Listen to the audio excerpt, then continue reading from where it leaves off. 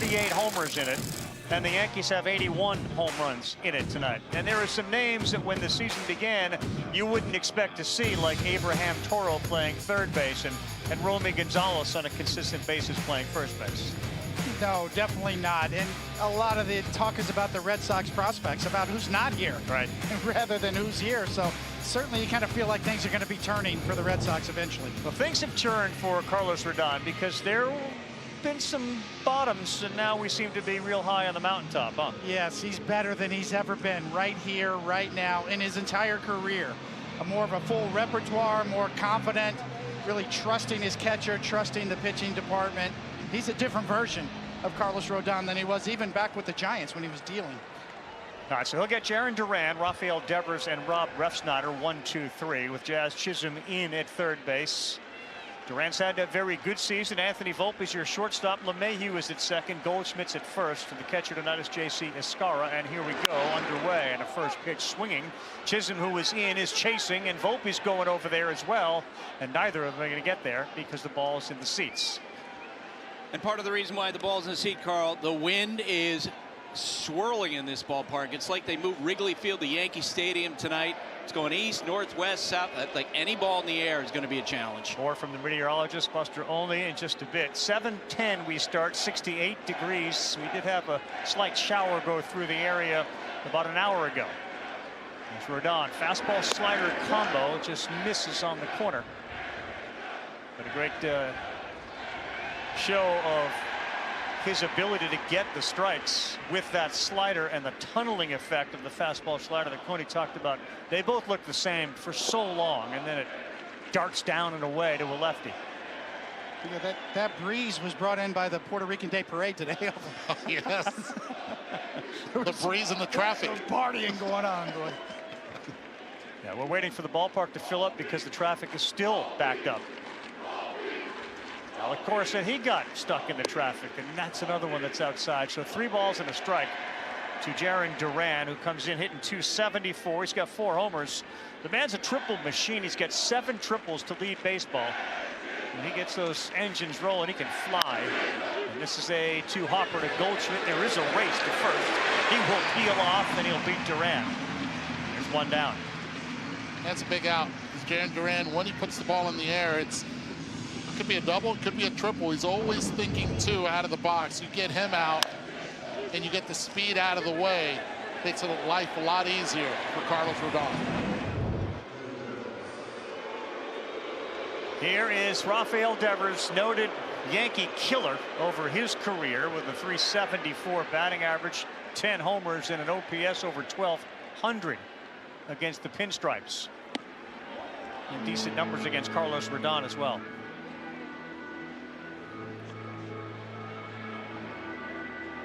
So Bregman comes in. Devers gets taken off third. His first month wasn't very good, but man, as he turned things around offensively, and there's a big swing and a miss.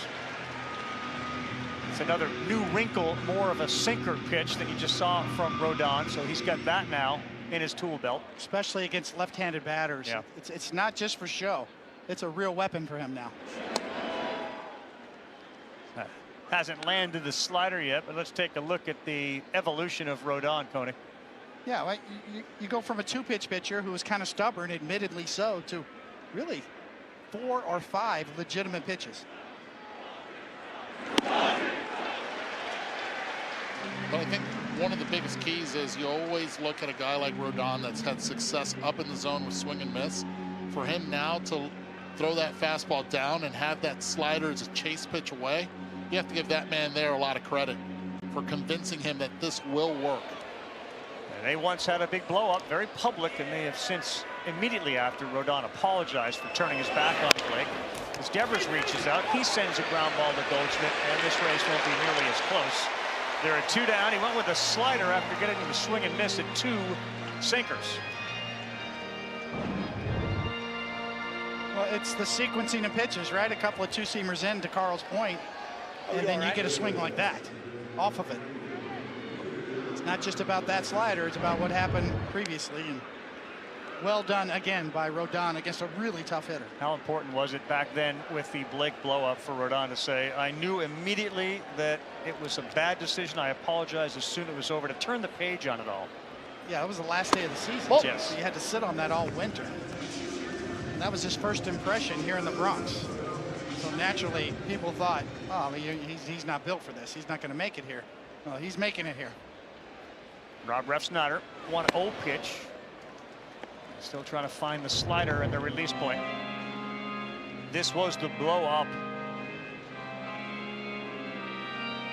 And as Aaron Boone told us earlier, you see Rodon just kind of walking away, and he said he kind of got his mind right. He disappeared for about 10 days before anybody heard from him. And then between he and his wife, who's a massive supporter, they turned the page as quickly as they could. And man, has he found everything to be right in the pinstripes. And you remember the enthusiasm of Boone when they got Rodon, how excited he was about what he could be and what he could mean. He said, we have another ace. And this year he's pitching like one.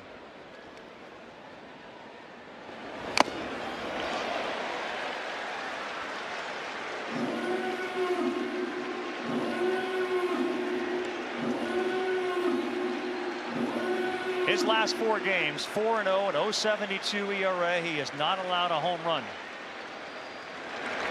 Nope.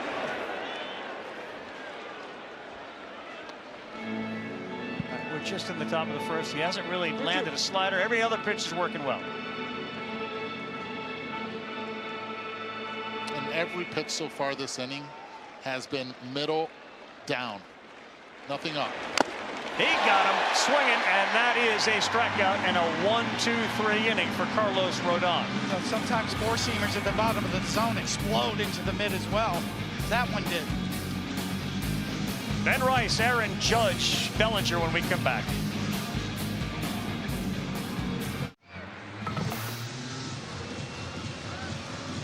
Well, he will hit second. He's going to step to the plate, hitting .390 with 21 home runs. He has been outstanding all year, consistent. He was asked before the game about this quote from Hunter Dobbins, Red Sox starter. This is the one I've had circled for a long time. His dad is a diehard Red Sox fan since Hunter was young. I've said it before. If the Yankees were the last team to give me a contract, I'd retire. Just let it sit for a while. Marinate. Just let it marinate. Ben Rice gets the start, DH tonight, followed by Judge, then Bellinger. And Dobbins' first pitch. He's away. Fastball guy, 97, good velocity, doesn't walk a lot of guys. Lefties have hit him to a .313 average with 12 extra base hits. Off speed, jams, and he's fouled back. Yeah, if you look at Dobbins across the board, his stuff and his numbers, kind of league average-ish, which is not a bad thing. If you can be league average, especially at this point in your career at a young age, that's holding your own.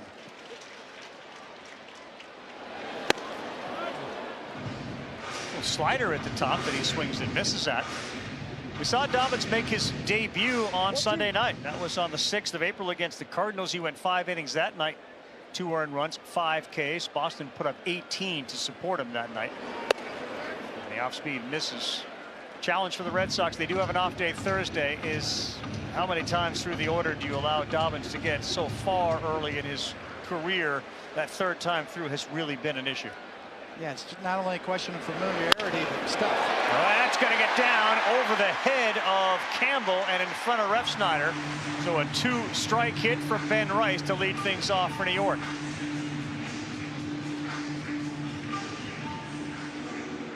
And here comes big number 99. Again, rookie pitchers, he feasts on all of them, but against rookies, hitting .591. 6 home runs. With those numbers, be ready out in left field. All right, this ball is smoked, and Aaron Judge has hurt a rookie again. Second deck for Judge, 108 miles an hour off the bat. Just like that, it's 2-0 New York. And Aaron Judge has his 22nd homer and 52nd and 3rd RBI. That sounded just different. 436 feet distance to the opposite field. Aaron Judge, as soon as he hit it, he knew it, stood there, watched it. I think I might get another interview with him. Absolutely smashed first pitch. The stage was set. You got a rookie pitcher who talked about never wanting to wear pinstripes, and Aaron Judge on a career heater. Aaron Judge told us he's got nothing for him. He had something for him. Oh! That's up where, if you're a left-handed batter. Yes, absolutely. It's an absolute bomb. It's a right-handed batter going up where lefties wish they could go. So Bellinger grounds one to first. We'll go back to that graphic because we talked about Rafael Devers being a Yankee killer. Well, Aaron Judge, the company he keeps against the Red Sox, the fewest games to 30 home runs against him. Only Babe Ruth did it quicker. Only Babe Ruth. Watch the location of this pitch. Up, belt high, did not miss it. And that's the one thing Aaron Judge has not been doing this year, missing those pitches. And definitely did not. And Carl, I must say, changing diapers might be more of a challenge for him. Is it possible to do a first inning mic drop? Well, he just did. So, yes, it is very possible. Goldschmidt behind 0-1. And now 0-2. There are so many numbers about Judge, but consider all of these have a 1 next to him. He leads baseball in batting average by 20, on base by 59, slugging by 91, OPS by almost 200 points. I mean, Shohei Ohtani's having a hell of a year. Aaron Judge is roadrunner in him. So is Rafael Devers. You look at exactly. Rafael Devers' numbers. They're just comps that we never thought we'd get. You know, the Babe Ruth comp, the Mickey Mantle comp. We thought, no, there's no way you can't compare to those guys. Those are legends of the past. Well, yeah, he's doing it. Goldschmidt sends one sky high to center. A very good outfielder, Cedar Rafaela. There's the wind. You can see that blew that in probably 10, 12 feet. No wind was going to stop Judges from getting out. None. Carl, Aaron Judge had 12 home runs his junior year at Fresno State. 12. With a completely different swing. He revamped his swing once he got to the professional ranks. And oh my, it has gotten better and better year after year. Simple. Oh! The head doesn't move much, stays behind it, and that's one of the big reasons everything looks in slow motion for him. 15 of his 22 home runs have come against right-handed pitching as Jazz Chisholm chases a splitter down.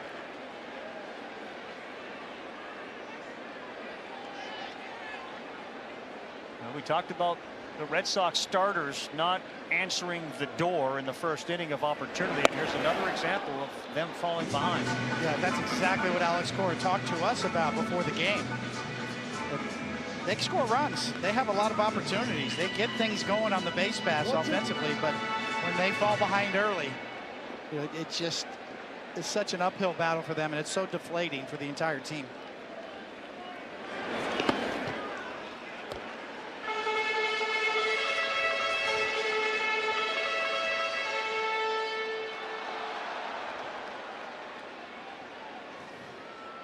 This was coming into tonight, so it's going up. Now 17 home runs allowed as Chisholm bounces one on the ground to second, where Campbell is there to make the play. So you watch Sunday Night Baseball, you watch any game Aaron Judge plays for the opportunity to see greatness. And he delivered in his first plate appearance. An absolute bomb into the second set of bleachers in right field for 99 as we roll on Sunday Night Baseball.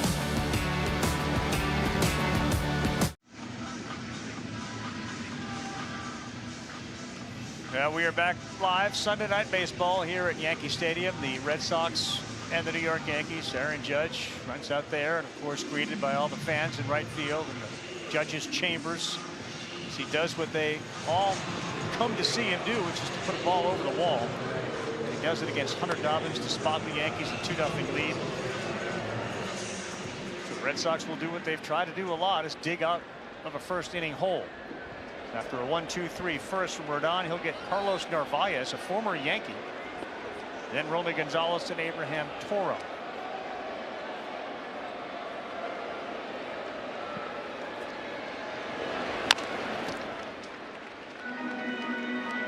Four-seamer down, he fouls it off. So when you think about Narvaez, one of the things that Cora recognizes about a player is, like, this is a former Yankee. He's trying to get 10 hits in one plate appearance. He's pressing a little bit. 0 for his last 7 as that one sails high and away. Had 9 years in the Yankee organization. Yeah. Grew up there. Certainly happy to be a member of the Red Sox now and their starting catcher. And in a perfect world, if they were healthy, he'd probably be batting 7th, 6th or 7th. You know, he's now the cleanup hitter, and he's done a nice job. As Mooney said, we knew he could catch, and his framing and all of the defensive metrics have been great. But he's hitting .277 to start with 5 homers and 19 RBIs. The bat's probably a little bit ahead of where they thought it would be, but it's worked out for Boston as this one has popped up and straight back and out of play. Well, make no mistake about it, the Yankees loved him. Yeah. But they were just loaded at the catcher's position. And those numbers right there tell a story.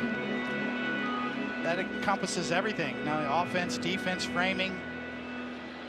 It shows what a great year Raleigh's having for the Mariners with all of his pop.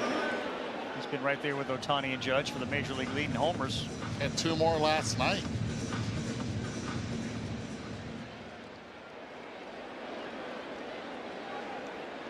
Two and two. Rodon, the lefty, ready to fire, and does, and he gets another strikeout. That's 2 in a row going back to the last.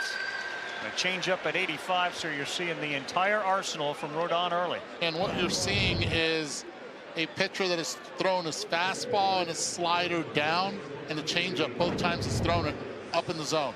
Something that if you're on the bench, if you're looking at Rodon, studying him, that's the one thing you have to look at least the first time around the order. Oh! Gets ahead with a 4-seamer against Romy Gonzalez. Limited use, hitting .329, a homer and 12 runs batted in. Boston's first baseman did a 2-run home run last night.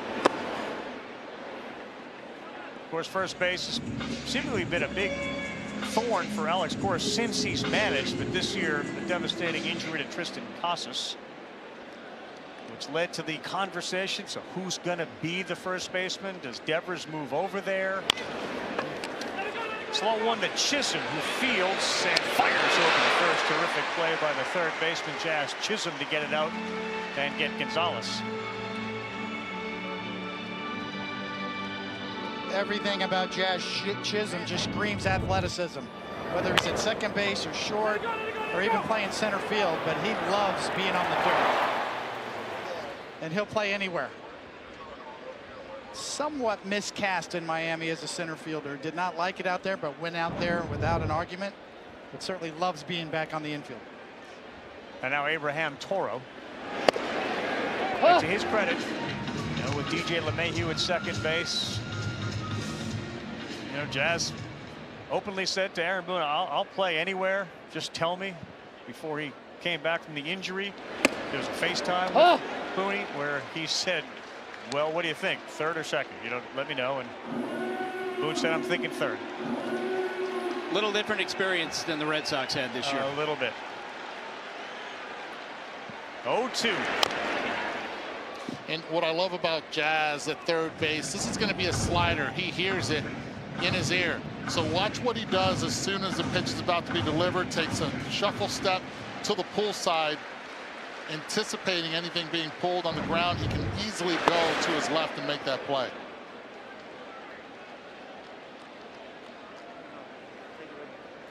As Aaron Boone explained to us, the idea of going to third, when you take away some of that speed and athleticism up the middle, is this theory that it may be easier, obviously, to move him to second if the Yankees make some type of deadline deal for a third baseman, as opposed to moving him back to this position, which he quite clearly is very adept at by making 2 very nice plays. And he's going to wear the microphone for us. Check, check, check. It's all working tonight. It's 2-0 for the Yankees. Volpe, Grisham, LeMahieu after this.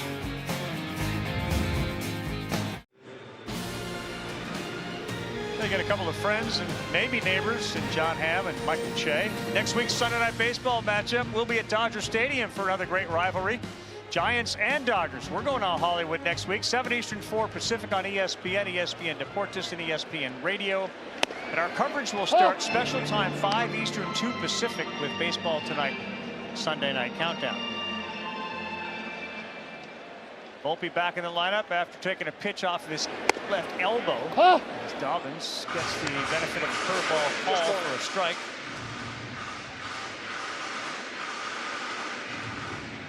And then he will take a quick timeout down 0-2. Volpe, Grisham, and DJ LeMahieu.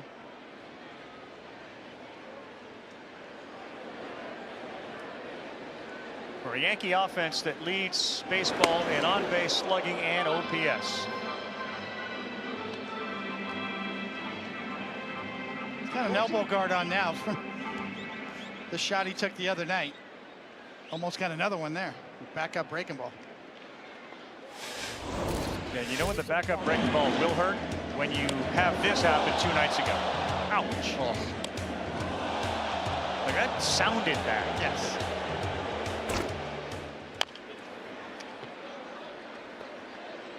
Kind of take Anthony Volpe, for granted. He plays every day. Rarely misses a game. He's a 160 game a year guy and has been since he showed up.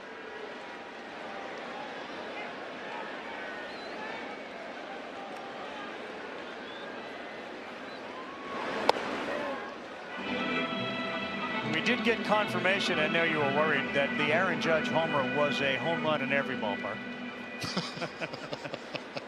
And to Cody's point, leading baseball in games and innings at shortstop over the last 3 years. On a 2-2, he reaches out and hits one to third. He is thrown out.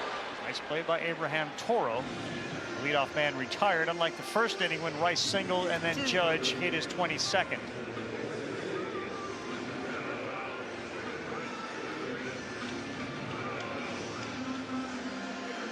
Yankees begin the night 39-24. There are a variety of reasons beyond Aaron Judge. They've had great success, and stepping to the plate is one of those. Tony and Trent Grisham. Got off to a scorching start too, with the power as well. He got 13 home runs on the year. You see through April those numbers, those 8 home runs in April were all big home runs. Yeah, not only big in terms of numbers, but big in terms of time too. He has been amongst the best when it comes to game-winning RBIs. He's got 6 of those. Ball. 1-1. He squared and thought about it, and that's down 2-1. Giancarlo Stanton's probably 10 days away, assuming the rest of those 10 days goes according to plan. That's in there for a strike. And after this plate appearance, Buster, you can give us a little update on how Aaron Boone plans to navigate through the waters. If now that he's taken time out, you can kind of update us on it. Got it. We'll do it after.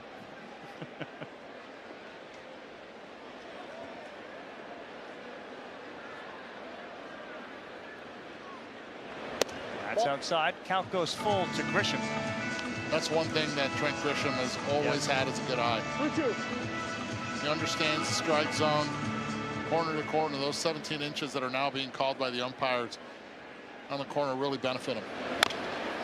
Fouled off at the plate. Grisham's been so solid. He's reached base in 26 of his last 28 games. And lineup extenders are guys like Grisham and Chisholm for sure. He just didn't get a chance to play that much last year with Juan Soto in right and Aaron Judge in center. Exactly. 3-2. Fair ball. Picked up, and he will decide to stay right there. He didn't hit it very hard, and playing fairly close to the line was Refsnyder, and picked it up and got it in real quickly. But another hit for Grisham.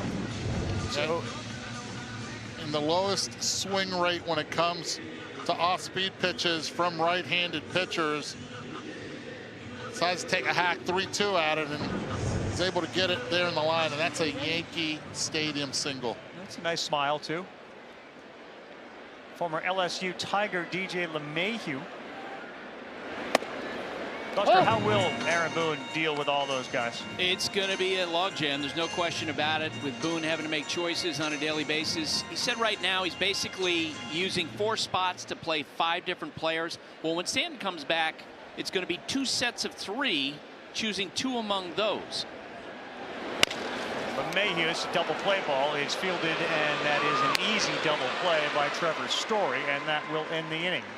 We'll talk more about how the Yankees will navigate those waters, and we are about to dive deep into the world of Jazz Chisholm as he joins us on the mic when we come back.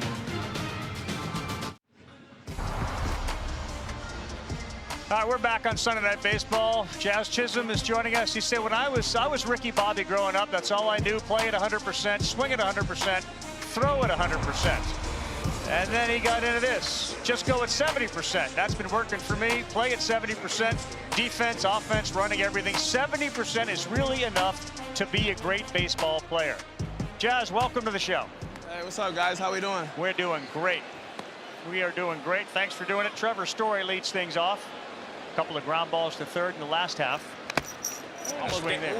What do you mean about 70% there? Where are we on that? On which one?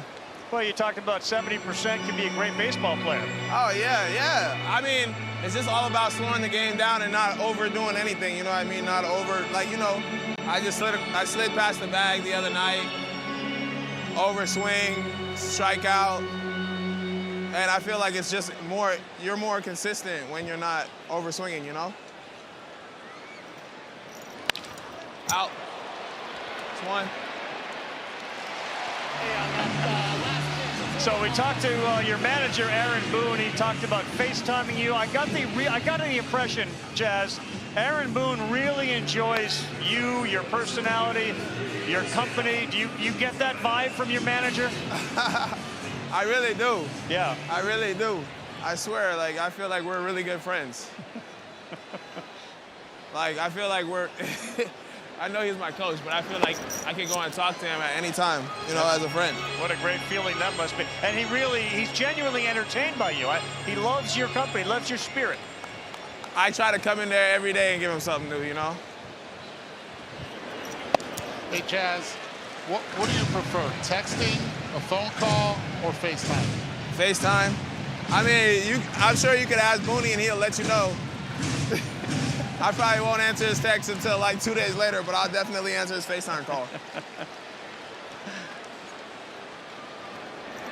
All right, the 0-2 is down. We got some fans that want to ask you questions. So the first question comes from a fan. What are your thoughts on what Hunter Dobbins said earlier about retiring rather than being in pinstripes? I think we're looking at... 1 second. Oh. Damn it!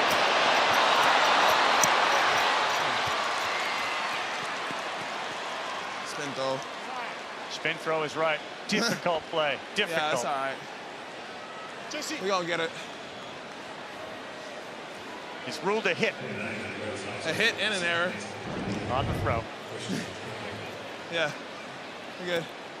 I mean, for me, I love competitiveness, but to say that being a rookie is kind of crazy to me. You know, to say that you're gonna rule out 1 out of 30 teams to be a professional athlete. 1 second.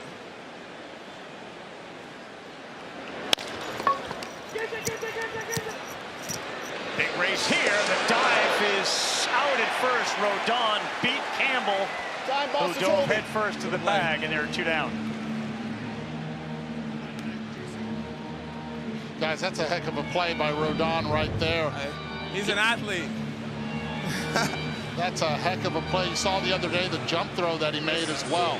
That's what I'm saying. He's an athlete. You know what I'm saying?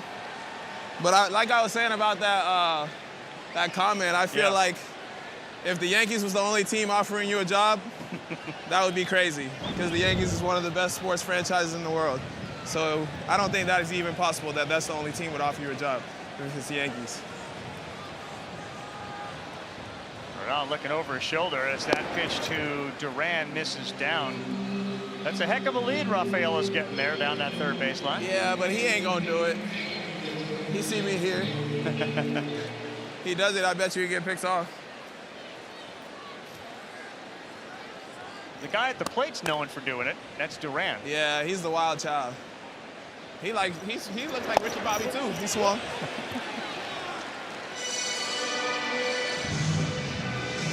Jazz, what was it or who was it that made it so comfortable for you to be in New York, to play for this team? I mean, all the guys on the team, Judge, Volpe, Rizzo, all those guys, man, I ain't gonna lie. Those guys were the guys who really just brought me in and just told me to always be myself. So, came in, stayed like that. Skip told me the same thing. And I mean, we kind of love it, you know what I'm saying? Yeah. I kind of bring the good vibes to the dugout, to the clubhouse. It's timeout, guys. Step off!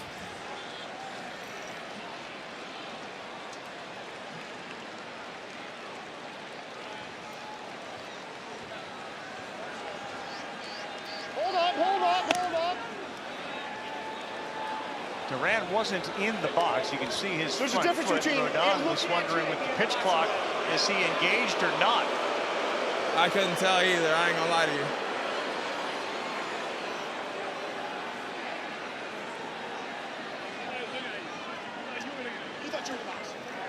And my boy Rodon is a dog now. I gave a new ball too. Don't forget it. Yeah, and he's got some real bite this year, doesn't he? And I love every second of it. Is Rodon going to the Jazz barbecue? Yeah, that's my dog. Yeah, he's going. That's my dog. Freed, Belly, all my boys. Got him. All right, here's your fan question as you run off the field. You ready, Jazz? Yeah, I'm ready. All right. Last question from a fan at home. Would you rather hit a walk-off homer or have an anime showed be made with you as the main character? I would say that's a good one. Maybe the anime. Anime. The anime for sure. You got a lot of other guys that can do the walk-off for you, right? I got an Aaron Judge in my books. You feel me? Thanks, Jazz, very much. Thank you, guys. You're the best. Yeah. 9-1, and then that guy, according to the ESPN Sportsbook, the live odds about Judge hitting another homer tonight. And you can check out more live bets and props for tonight's game at ESPN Bet Sportsbook. New customers get $100 in bonus bets when you make your first $10 wager. Sign up with promo code HOMERUN to get started. And Dobbins' sweeper is too far inside. So it's Escara who's the catcher tonight. And then back to the top for Rice and Judge, who did hit a home run in his first plate appearance on the pitch that he saw, the first one, a rocket to right. Oh! It was the emergence of Escara that sort of allowed Narvaez to become a Red Sox starting catcher. Great They point. loved Escara so much.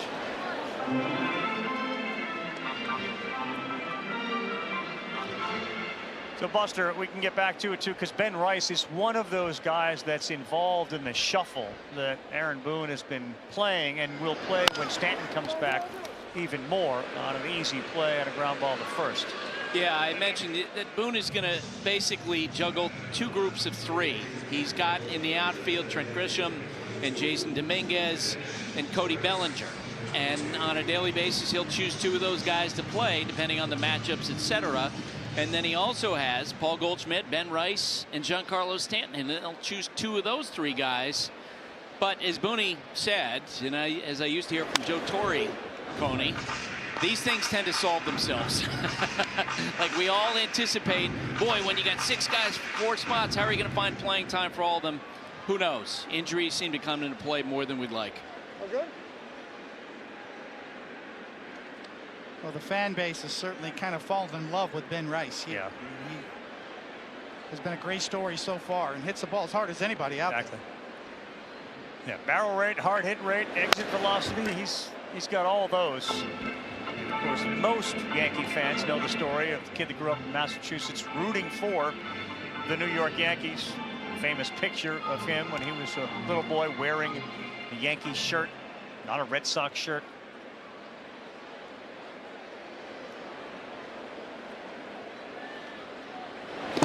Yeah, and there are going to be some fans who are not going to like the bench choices, or excuse me, the starting lineup choices from time to time.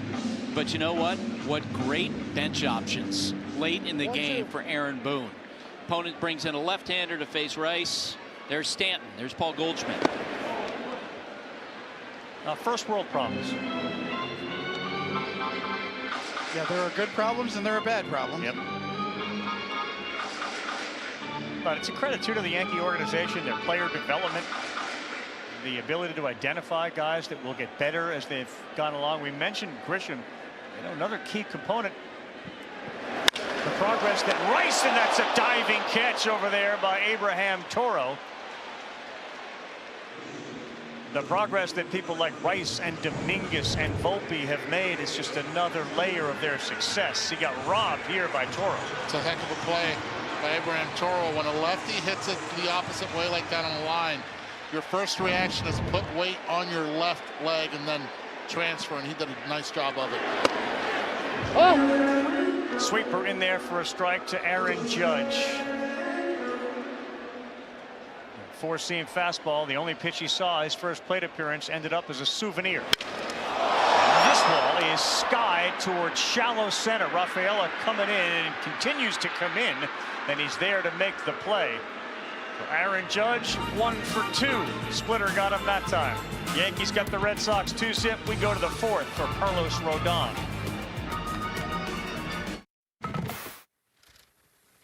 Hey everybody. We're excited to welcome another ace. See ya. The life's not really there. This has not been the season that Carlos Rodon envisioned. He's hearing it a bit and reacts. It was quite the journey for sure, some ups and downs. He's just really grown at the craft of pitching. Strike 3, swing and a miss.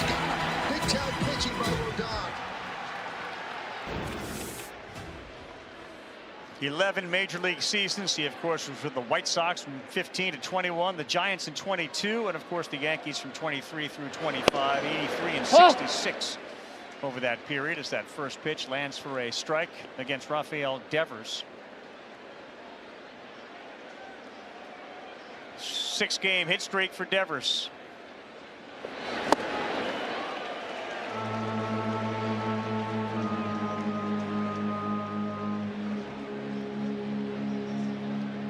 Take a look at the opponent's on base plus slugging and how he has whittled it down, 4th lowest in baseball. That's a challenge for a pitcher, especially a guy that's had success, who loved his fastball and slider combo, to kind of buy into. I got to do a little more too. That's the right phrase. The buy-in part is so key for any pitcher. Devers is gone. Rodon is continuing a phenomenal start. A sinker there. He picks up strikeout number 4. And that's 11 hitters that he's faced, 11 swings and misses, and that time on the 2-seamer in. Everything was down away, and Rafi looking for something out. All of a sudden, it just runs down and in on him. It's a new look for Rodon that's clearly got one of the best hitters in the game off guard.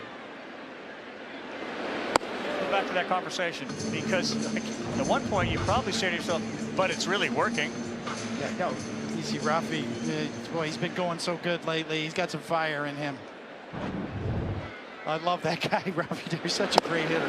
Oh, I know it's been a tough go for him too, but back to your point for Rodon, you have to have the buy-in, but when you're stubborn and you've had previous success the way you were doing it before, yeah, then that's hard to get you to kind of listen. Ref Schneider, right field. Judge coming in, still coming in. The wind's got it, and he also has got it. That's the one part of Aaron Judge's game that is overlooked because of his greatness offensively. So good coming in. We've seen him go to his right, anything on the gap, but also right here. He's coming in, he's battling that wind, and yet he has the grace of being able to keep steady and make that play look a lot easier than what it was. The 3-sport star in high school. Dave Winfieldish. Can see him as an NFL tight end, right? Oh yeah. Sometimes, with Rodon, sometimes, or with a pitcher, it takes a bottoming out to sort of make you listen and absorb and say, I'm going to buy in now. What do you got for me? That's what he did. He bottomed out, And then he started listening.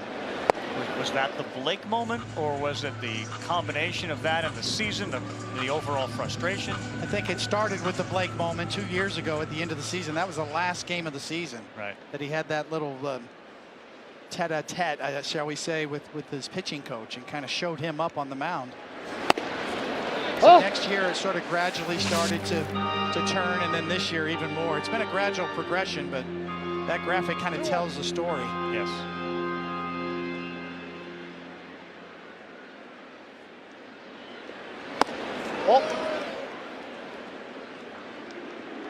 Also part of the technology of, you know what, grip it here, let's get the seams oriented this way, and we've talked about seam shifted wake.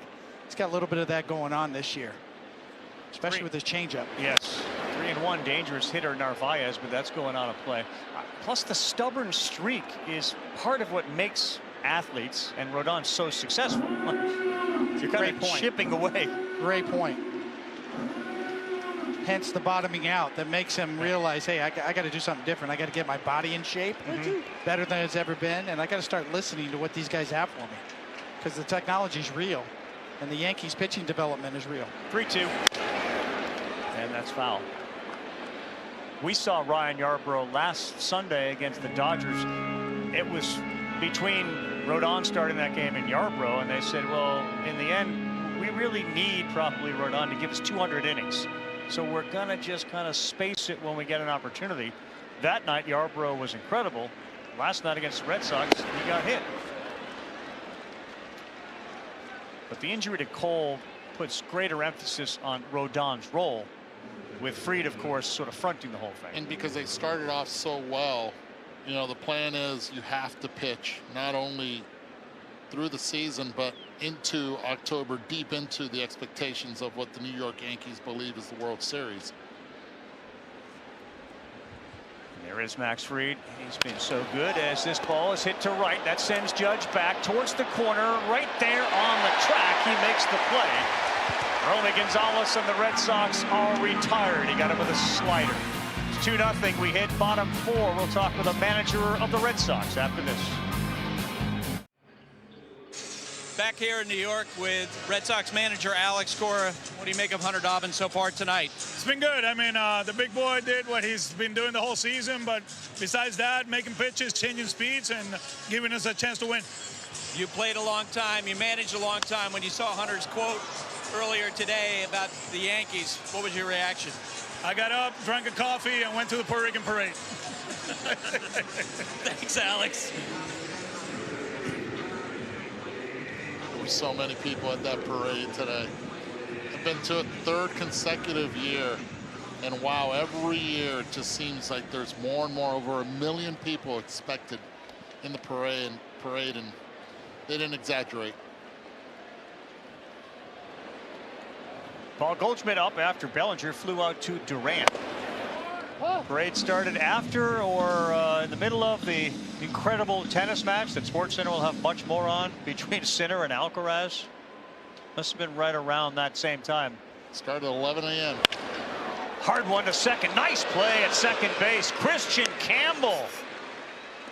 They've been working him real hard in a variety of positions, and that ball was smoked off the bat. Nice play by Campbell at second. About this reaction right here. Great angle to see. Gets ready. Stays down low. The head stays at the same level as the glove. He's able to make a tough play look really easy. It's one of the hardest things for a fan base is if you're the Red Sox right now, Red Sox Nation, you look around, you got great young talent. It's hard to be patient and let them evolve. Here is Jazz. Making it more difficult, of course, the injuries to Bregman and Casas. And it was an interesting conversation I had with Alex Cora before the game. The expectations of Red Sox Nation when they spent the money, when they brought in Crochet, was this was a different team and they were going to compete. And obviously the start that they're off to this year and the injuries are indicative of a team that may end up trading at the deadline, being sellers as opposed to buyers. They haven't said that. They haven't given up. And now the biggest thing they're concerned about is when and where is Roman Anthony going to show up? Back up the middle. It avoids the second base bag, and Story throws Chisholm out. Good job by Hunter Dobbins. That was a 7-pitch fourth inning. We head to the fifth on Sunday night with the Yankees leading the Red Sox 2-0.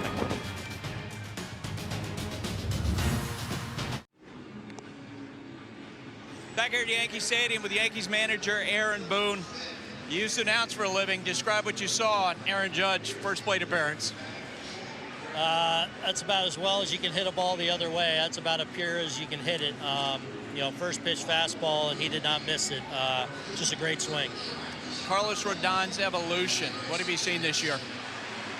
Just continuing to add to his arsenal, but have a better handle on the entire arsenal. So you're seeing the sinker tonight, you're seeing change-ups. Of course, the four seam and the slider are bread and butter, but he's got a lot of different ways to beat you now. Booney, thanks. Carl, back to you. All right, Buster. Booney, thank you very much. Top of the fifth inning, Rodon sailing. It's 2-0. The only hit that he's allowed was that infield single that Jazz fielded and then threw wide. Oh. If you consider the speed of Rafaela on that hit, it's as fleet-footed as anybody in the Red Sox except maybe Duran. So it's Toro, Story, and Rafaela. Oh. Coney, you were talking last inning about Rodon, maybe a couple years ago, hitting rock bottom with his performance. You've seen a lot of high-profile free agents come through New York. Were you worried about the trajectory the first year? Popped up, Jazz says it's mine. Coney. Yeah, I think everybody was, because he's highly emotional. And when we saw that blow up on the mound on the last day of the season 2 years ago, you thought, man, this is going to be tough. Especially when you think, man, well, that's your pitching coach out there on the mound. But to his credit, you know, he dug deep and turned it around. 12 swings and misses, all of those numbers in that graphic. StatCast is powered by Google Cloud. StatCast 3D. And that's amazing right there, because that was not the Carlos Rodon that we used to see on swings and misses. It was all on the top part of the zone with the fastball, the four-seamer. It's changed. That's one of the big reasons why the slug is so down against him. A lot of ground balls when made in contact. It's the sinkers, the two-seamers into lefties that have set up everything for him. Against a left-handed batter now, he's got some real weapons. Just think about it. The Red Sox only have 3 balls that have been able to get out of the infield. Coney, you were talking about his emotion on the mound. It's interesting to hear from Yankees people that Andy Pettitte, your former teammate, had an impact with him in terms of trying to get him to calm down during the course of games, which is interesting because Andy's, you know, so nice and understated, and yet he delivered a message. He did, and Andy was, when he first broke in, was highly emotional on the mound. So he learned the hard way as well. Foul ball, but Jazz will just throw a bounce pass over to first because he can. The point that was made about Pettitte was Rodon, if there was a bad call, if a defensive miscue was made behind him, it seemed to really rattle the cage, and he couldn't get it back on track. And I guess Andy's message was like, dude, why you worry? Like, don't worry, you control the strike zone. That's what you worry about. Coney, I ask you, facial hair, Yankees, think it makes a difference for the mental side of it for Rodon? I think it can, absolutely. Especially somebody who's got to shave 3 times a day. I shave once a week. His grows that fast? Story, another pop-up, and the wind has played tricks with the baseball. We saw Duran have some trouble in left. Goldschmidt went from foul territory into fair territory. Make your favorite players your all-stars. Rodon very likely to be there. Scan the QR code, cast your 2025 Pro Spirit MLB All-Star Ballot daily, or visit MLB.com/vote. Think there's a good chance that guy will be there again. You think about Rodon, it's amazing because as simple as a 2-pitch pitcher is, you to some degree complicate things because you're adding pitches, but in fact you're making your life easier. You know what I mean?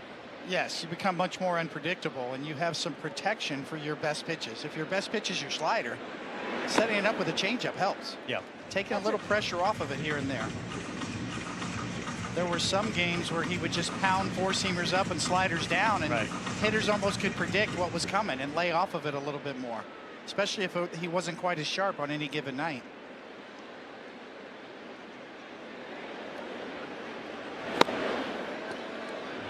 Well, with the NBA Finals set to resume in a little bit, you can change your free throw shooting style. You can change your golf swing.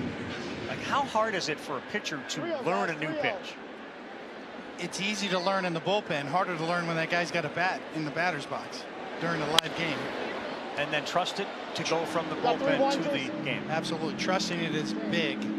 And it took him all of last year to kind of evolve to get to the point of this year to where he's the full package now. So it was the buy-in, it was the continue to stay with it, and then now's the payoff. Oh!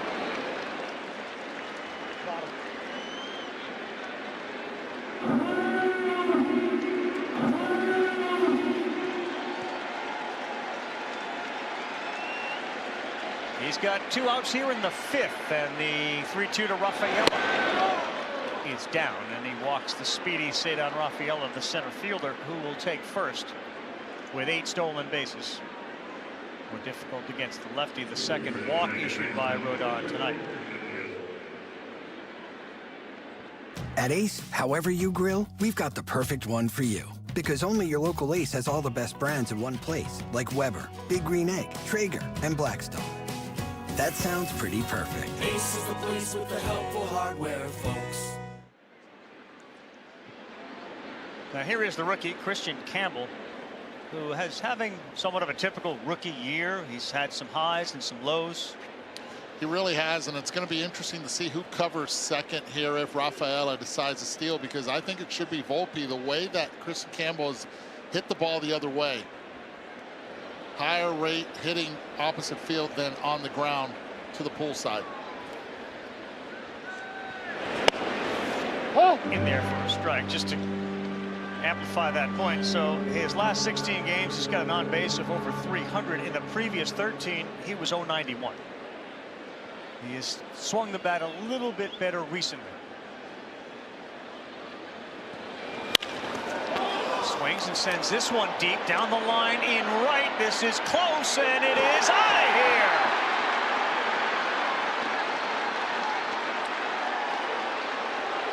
A Yankee Stadium home run for Christian Campbell. And that ties this game up at 2. It traveled 349 feet.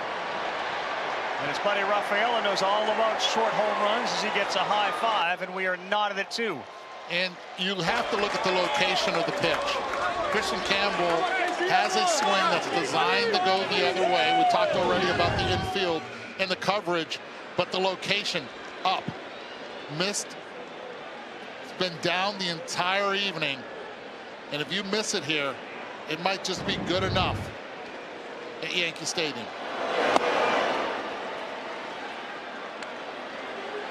It's a good swing, and he knew it right off the bat. Shows you that athleticism right there and some confidence coming as well. Last 3 hits that he's had, all to the opposite field here at Yankee Stadium. Campbell 6th. That comes out of the 9 hole, and back to the top for Duran. It's 1-1. 1-2 as that one had some good bite on that slider, sweeping across the strike zone. Just the look and the body language tells the story right there. You wonder too, did that defensive play that he made, like, it kind of buoys you a little bit, gives you a little more confidence in everything you're doing. Kid's got some talent. There's no 2 ways about it.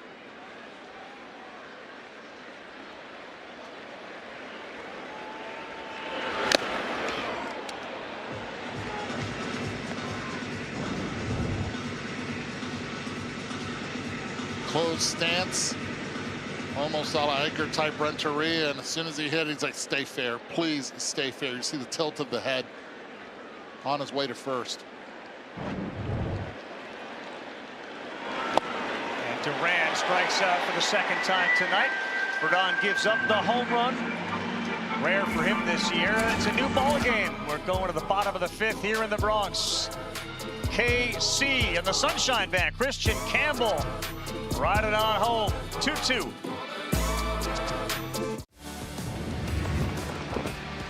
Welcome back to Sunday Night Baseball on ESPN, presented by Capital One. What's in your wallet? Eduardo Perez, David Cohn, Carl Ravitch, Buster Olney. Our score 2-2 after the home run down the right field line for the Red Sox. Christian Campbell has evened it up. Hunter Dobbins has allowed just one hit since the Judge homer, and he has faced the minimum since then. Volpe, Grisham, and LeMahieu. Very likely the last inning, in spite of the fact he's pitched really well, because the warning signs are flashing all over Alex Cora's notepad and desk and iPad. Can't let this guy yet see somebody the third time. Brennan Bernardino is warming up in the Boston bullpen now. I'll say this about Hunter Dobbins. He brought it tonight. He averages about 95.6 on his fastball. He's 2 clicks above that tonight. 97 on average tonight. So he backed up that comment. He was fired up, other than the Judge pitch. Throwing the ball 98 miles an hour all night long. 3-1.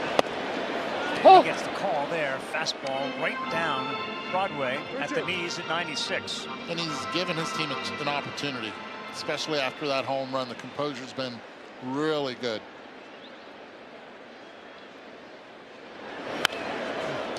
The emotion is real. You know, I mean, we can chalk that comment up to maybe being a little bit immature, but you know what? He grew up, his father's a Red Sox fan. He bleeds it, and he meant it. And he showed up tonight ready to pitch. I give him a lot of credit. Former Texas Tech Red Raider out of the great state of Texas on a 3-2. And Volpe lifts one to shallow right field. Refsnyder continues to creep in, and he is there to make the play. Dobbins retires Volpe, the leadoff hitter. Best coverage in today's game. Take a look at the Aaron Judge homer through the T-Mobile multi-view, and through the eyes of Hunter Dobbins as well, right there. Multi-view has loud audio as well on contact. Cotton Eye Joe out there caught it.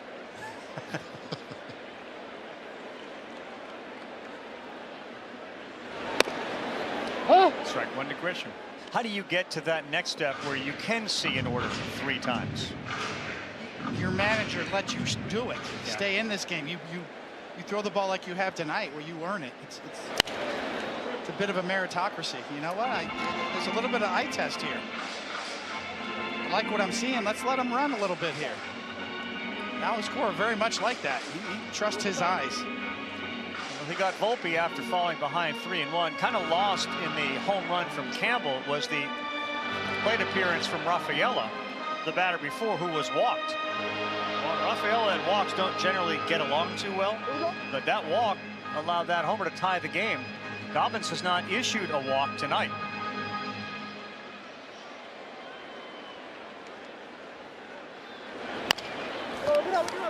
And an easy one over there at first base for Gonzalez. Boy, that is not a hard hit. Good contact plate appearance from Grisham. A good pitch by Dobbins. And because he made that comment on Rafaela, and I think last year, because he had to play center field and elite center field, he had to move to shortstop as well. His focus was more on defense than it was on offense, and they just let it ride because he was filling the void at shortstop. This year, it's just center field, and okay, now let's progress offensively and take those walks. Mayu hits this one hard. That sends Refsnyder back, and it is gone. 100-mile-an-hour rocket off the bat of DJ LeMahieu. He has been warm. And Dobbins finds himself and the Red Sox down a run. 3-2 Yankees. Well, LeMahieu's always been a really good first ball hitter. You got a slider up. Just showing some love to Dobbins, and really impressed with the way he's throwing the ball tonight. But that pitch right there is one he's going to want back. Probably that one and the Judge one. 2 pitches all night he'd won back. This is the second one.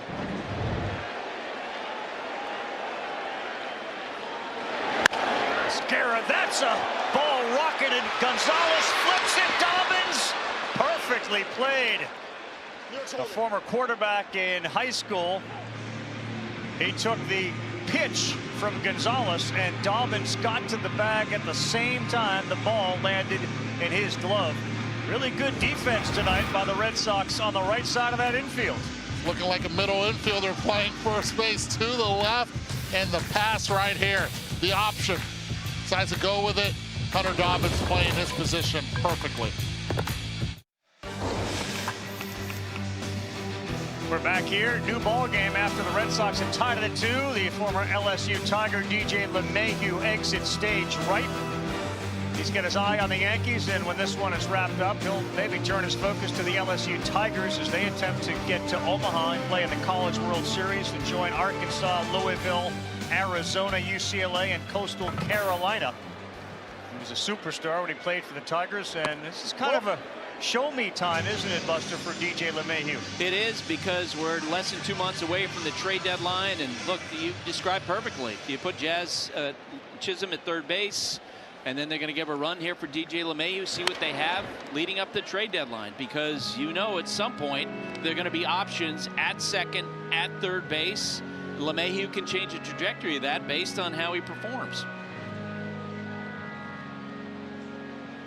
Veteran player, the machine, as Devers gets hit by a pitch from Rodon.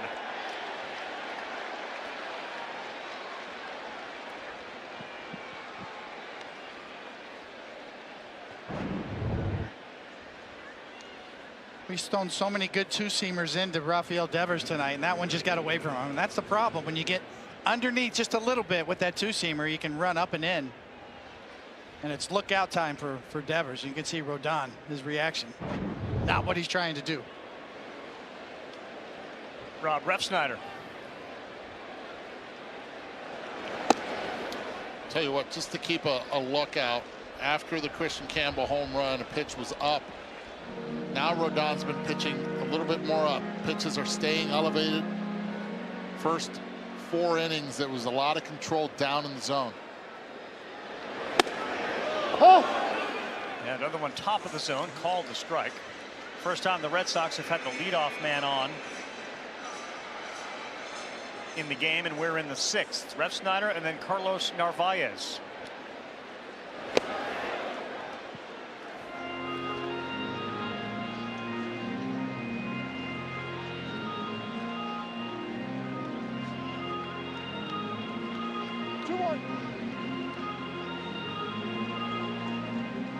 Some comments from Cora recently about this team after another loss. We're not getting better. We're not getting better. Refsnyder was also interviewed after a game in which they had lost and was despondent about the way the team was not necessarily winning and losing, but playing. They've had a bunch of opportunities. 1-run games, 17 defeats.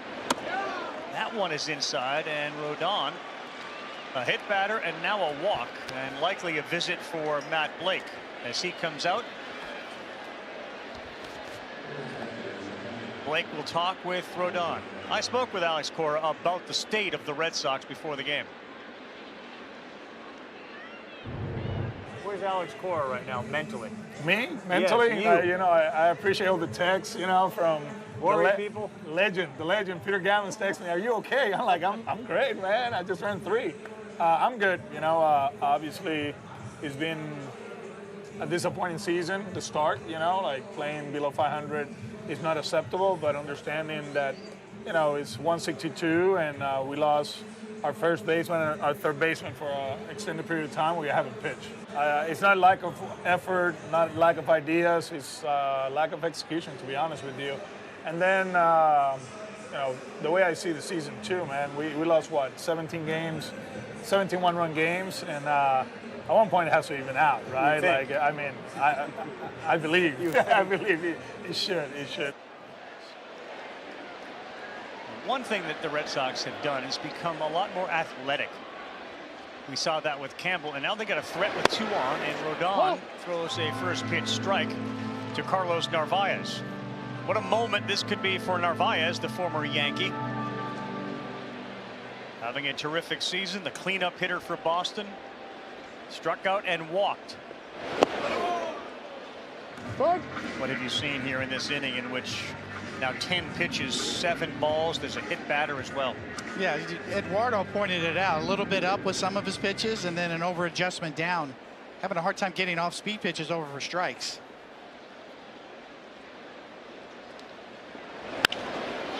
Big swing and it's fouled off. I'll tell you another thing. The first 3 innings, Rodon was getting outs on the ground. Last in the 4th, in the 5th. If it's not via the strikeout, it's been all in the air as well. So everything is now being elevated. One of the big reasons Fernando Cruz is warming up in the bullpen.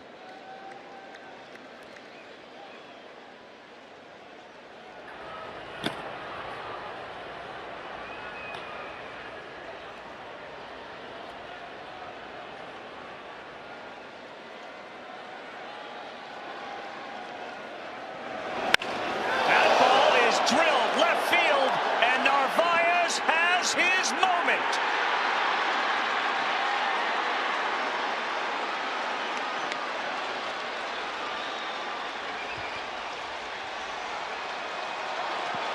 The former Yankee comes back to the stadium and delivers a 3-run blast to put Alex Cora's Red Sox ahead. Oh, what a moment for Carlos Narvaez. Carlos Narvaez saw 13 pitches before this at-bat, had another 4, and Yahtzee for Narvaez. A rare rough night for Carlos Rodon. Carlos versus Carlos, and it's Narvaez with a shot to left. And the Red Sox now have a lead and send one of the Yankees' aces to the showers.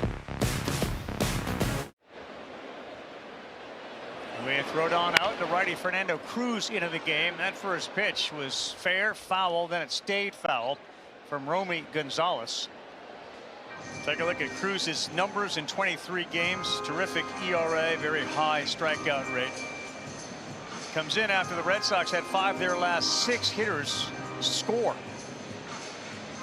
One of the very best split finger fastballs in the game. More like a forkball, really. The waterfall effect. Late breaking. Oh.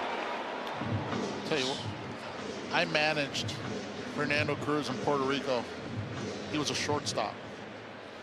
Couldn't hit a lick.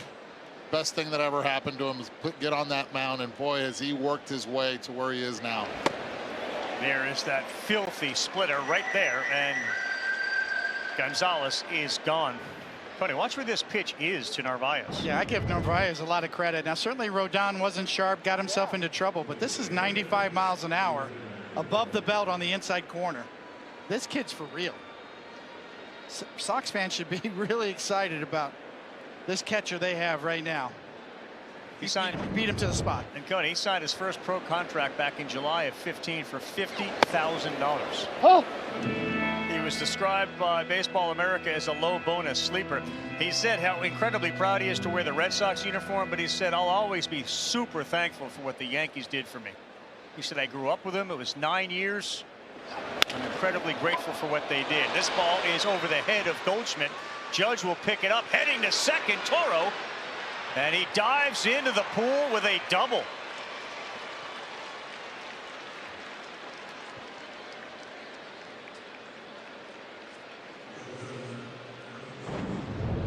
A 1-out double for the team that leads all of baseball in doubles.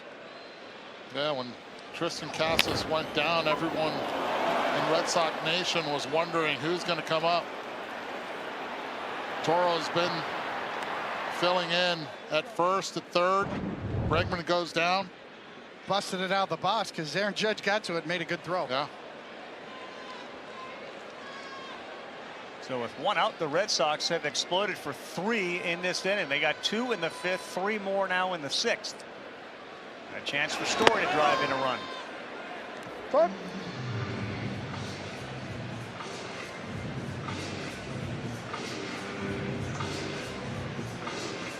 What a relief that must be for Narvaez, as Alex Cora had kind of tried to loosen him up by talking you know, some smack to him about the Yankees. Oh, they didn't want you. They didn't want you. In the end, he said, I probably did that backwards. I should have been telling him, we really want you. We really wanted you. And Buster, he really has fit in. And clearly the work of Jason Varitek along with Cora and the rest of the staff have done a lot for him offensively as well as defensively. And they have great respect for the work the Yankees did with catchers. The Yankees to catchers are like LSU and wide receivers. Like they turn out all kinds of catchers. Story end of the bat. LeMay, you can't get it. Toro will have to put the brakes on at third as it was fielded quickly by Judge, but it's first and third.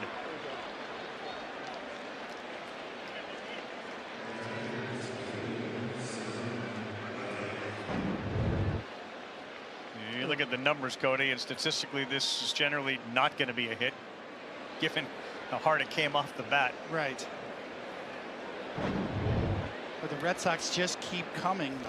And these are the type of games that they've been in a lot. Yep. When they're pitching like Dobbins did, keeps you in the game, doesn't blow up early, they're tough. Story leads off of first. Toro off third. Rafael looks at strike one.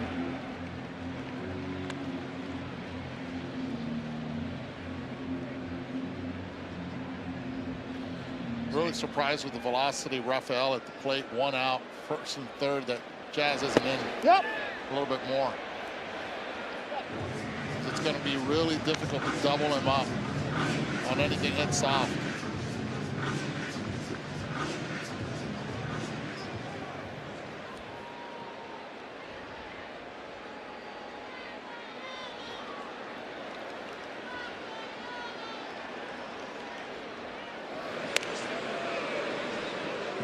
Especially now with 2 strikes and the splitter that Fernando Cruz has, and is looking for that strikeout. A lot of soft contact on the pull side on the ground. There it was. He adds to that strikeout rate this season as Cruz punches out Rafaela. He's recorded 2 outs, both via the strikeout, and here comes the home run hitter, Christian Campbell.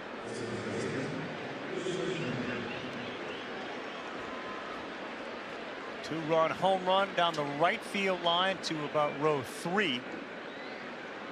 Gave the Red Sox their first 2 runs. For Christian Campbell, that was his 6th home run, and RBIs 19 and 20.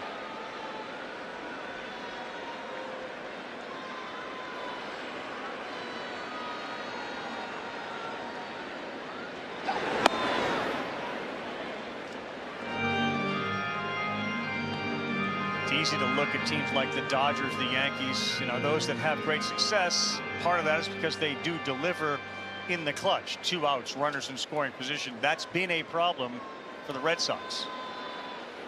They get a whole bunch of hits prior to this situation. They get a lot of base runners, but it's that clutch 2-out hit that has been difficult to come by.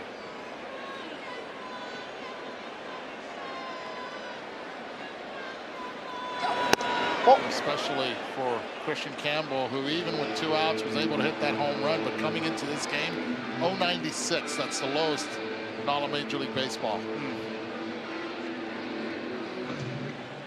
Worked himself to a 2-0 count right here.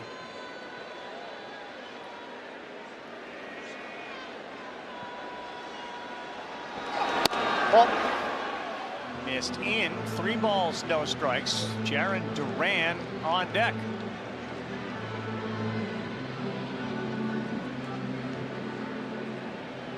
Whole talk during spring training. Campbell, Marcelo Meyer, who's on the team now, and Roman Anthony. Campbell, the first one up, and then signed a long-term deal. Well, there's no doubt the Red Sox have great young talent. Just trying to get the pieces to fit together. Trying to get them all up there at the same time, pulling on the rope the same direction. And they will. They'll get it. A lot of talent there. Oh!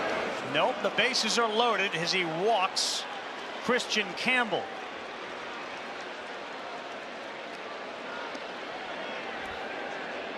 Now you start to play with fire, walking the 9-hole hitter to get back to the top for Durant to load him up. And Matt Blake's coming out with Duran up. Looks like they're going to go to the lefty Tim Hill. Booney coming out to make the pitching change. Boston's been red hot. See if it continues after this. Tim Hill summoned to the mound in the biggest spot of this game now with his team trailing 5-3. He walks into a boiling pot of water, bases loaded, and the leadoff man Jarren Duran, a .314 hitter with runners in scoring position at the plate. Toro, Story, Campbell, the base runners for Boston. Ball.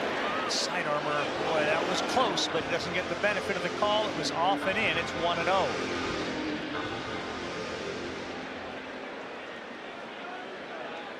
This whole inning started when the man on deck, Rafael Devers, got hit by a Carlos Rodon pitch. That's in there for a strike. What you see is what you get with Hill on the mound. That sidearm sinker, usually in the strike zone. Occasional slider. Duran's been an on-base machine the last 5 games. Ball. Missed there. K-Zone loved it, but it's 2-1. I got it up. It's a big miss. Go from 1-2 count to 2-1. Yeah, that was pretty in pink, unless you're the home plate umpire. Back up the middle and through. That gets swung in. Story hits third. He's coming in. And 2 RBI single for Jarren Duran, and the Red Sox now lead it 7-3. It went right back and up the hill at Hill. Absolutely smoked by Duran. 110 miles an hour off the bat. Right back up the middle. Big 2 runs with 2 outs. Christian Campbell should have been third base standing. Stays at second, first and second. Jarren Duran coming up big. Telling you that difference of a 1-1 count. Yeah. Or it could have gone to 1-2. Huge for Duran. Devers swings. That's by Hill, and this is going to be a close one, but no, Devers is thrown out. It felt like it would be a lot closer than it was as Rafael Devers grounded out to DJ LeMahieu. But Boston makes a lot of noise in the inning and now have a 4-run lead.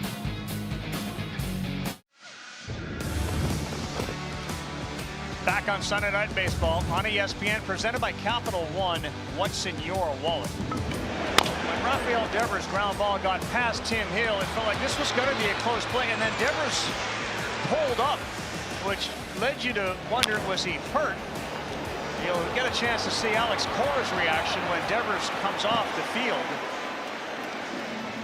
Maybe thinking the same thing. Are you okay? Okay, and then sort of a look of shock. Bewilderment. Yes. Rafael looked like he saw the play the whole way and thought, oh, I'm going to be out. But that was a tough play, and he pulled up. And that's why you saw the reaction from Alex Cora. Yeah, it felt like that had a chance to be an infield hit. In any event, new pitcher for Boston is the left-hander. That's Brennan Bernardino, who has been rock solid at home and a little bumpy on the road. In 13 games, an ERA of .348 away from Fenway. In 16 games at home, an ERA of .117.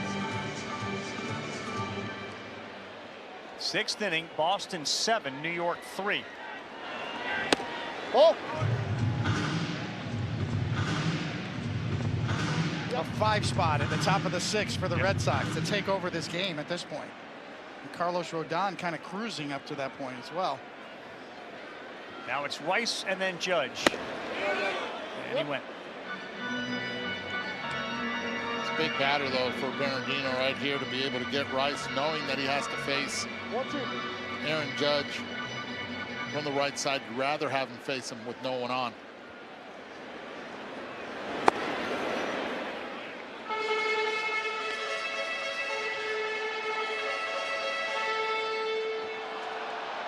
Curveball missed badly. That's the curveball that looks so much like a sweeper. I'm not sure how you distinguish them both. That's way inside, nearly got him. Statcast, like guesswork and You know, it's spin rate. Part of it is, yeah, there's a lot of variables that go in, including what the pitcher calls it himself. Right. Three. No, he's called out on strikes. A delayed call by Shane Livensparger behind home. Had Rice looking back at him, wondering, am I going to first or going to the bench?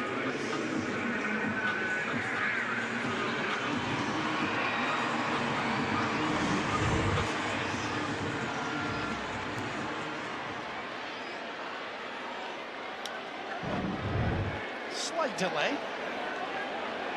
Aaron Judge already with a homer and a high pop on a broken bat to center field for an out.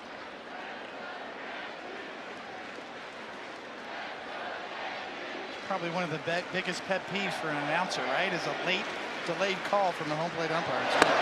Not ideal. To drive John Sterling crazy, the radio announcer for the Yankees for years. He would go on tangents over that. Yeah, announcers and pinstripe managers. Yes. Who's got some things to say over there. Judge ahead 2-0, hitting over 400 against lefties. Looks at one that finds the strike zone. Yeah, this is where if you're Alex Cora, just throw it over the plate. If he hits it out, so what? Just do not walk anyone when you're up 4. 22 homers for Judge on the season after that first inning blast. Close, but the strike zone has not been pitcher friendly tonight. After 60+ games since Mickey Mantle, 1957. Bonds in 04, of course, when you're talking about OPS at 1244. And there is the walk from Bernardino, who appeared to be pitching around almost Aaron Judge.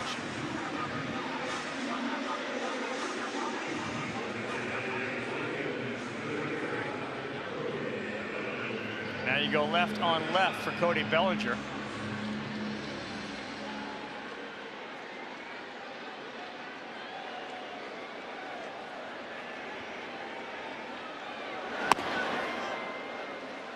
It's one thing Aaron Boone has done all year with his lineup is go right, left, all the way up and down whenever he can, for the most part.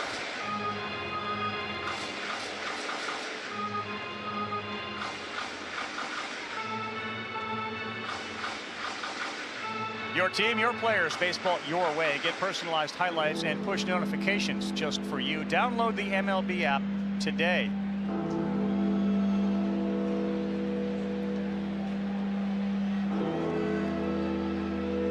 Thank you.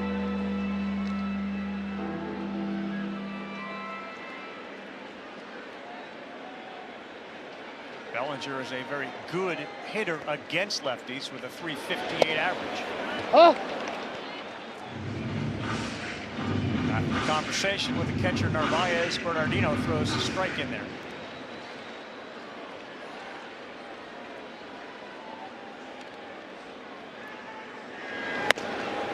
Another.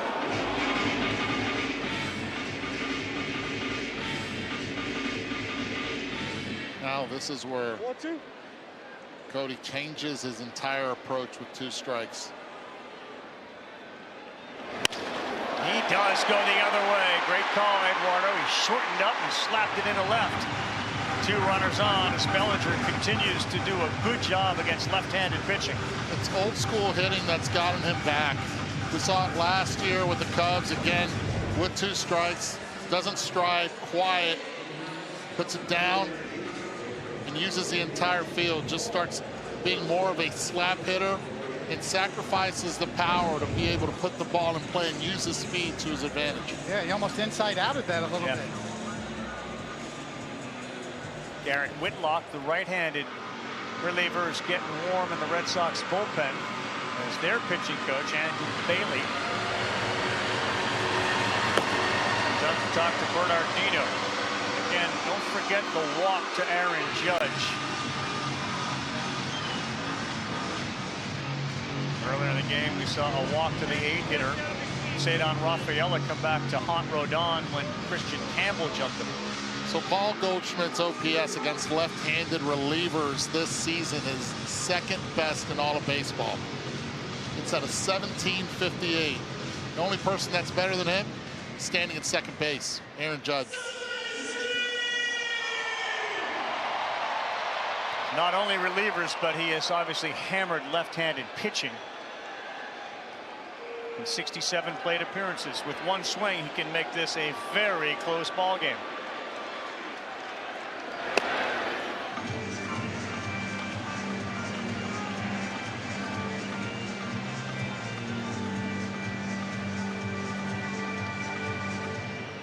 One of his RBIs have come in a situation like this. And now Bernardino falls behind with a changeup. And it's the ability to not chase out of the zone and work the count in their favor. Both Judge and Goldie have been able to do that this season. Chisholm on deck. Judge at second, Bellinger at first. Inside, 3-0.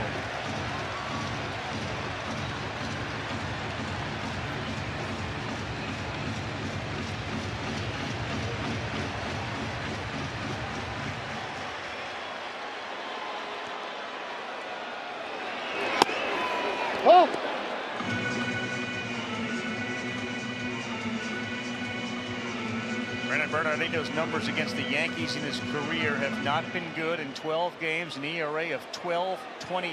The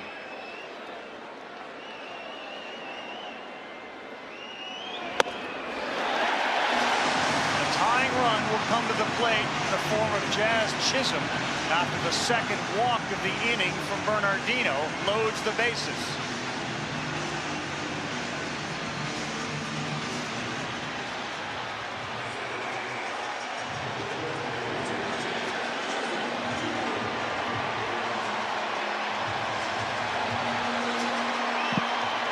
Returning, Jazz Chisholm has been in the middle of most of the Yankee victories.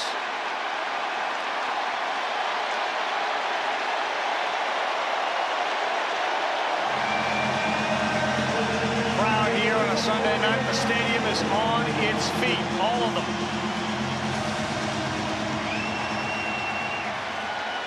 This is where Jazz would like to channel the 70%, just kind of slow it all down. Wait for a pitch. This one to left, coming in, now going back to Rand. He's there to make the play. Judge will tag, and he will score the fourth run of the game for the Yankees as Chisholm drives him in. Bernardino was looking for the ground ball, and Jazz allowed the ball to get deep and was able to elevate it, going the other way. Thinking Jazz was going to try to pull, did not. Looks like they're going to go to the righty for a Volpe. That'll be Garrett Whitlock. One of the walks has come in to score. 3-run game.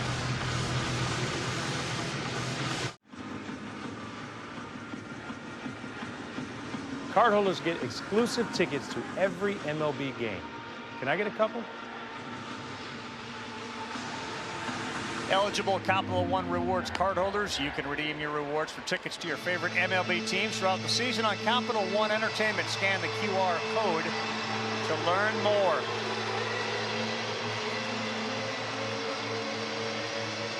Judge touches home for the second time tonight. 3-run ball game. And Anthony Volpe will come to the plate against the Red Sox next reliever. This is the righty Garrett Whitlock. Last appearance against the Angels came on Wednesday. He struck out 2 in an inning of work. Tony, a sinker, slider, changeup with an occasional sweeper mixed in. Seems to have really settled into his role as a reliever after being a starter for a while and overcoming some injuries, but he's a valuable reliever down there. Former Yankee farmhand as well. Plucked in the Rule 5 draft. Volpe represents the tying run, a .242 average with runners in scoring position, and Whitlock does throw a slider for a strike.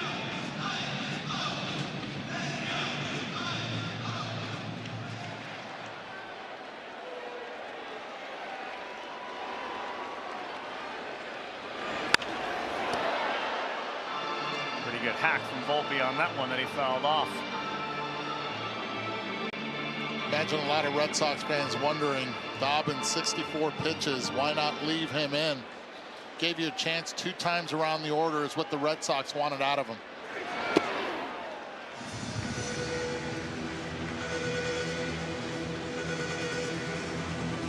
Volpe's been a doubles machine, tied for 9th in the majors, and he has had half of his hits this season go for extra bases.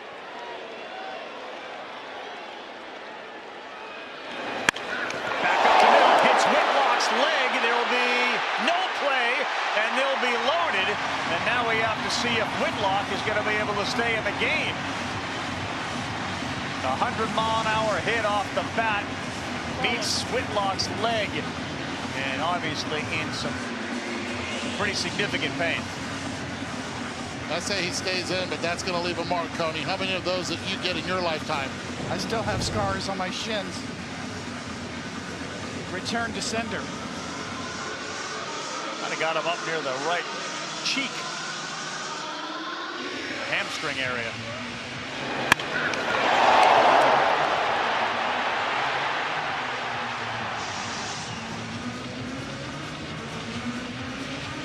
Well, given the way the Red Sox were defending that, it felt like it was destined to get into center field. Yes.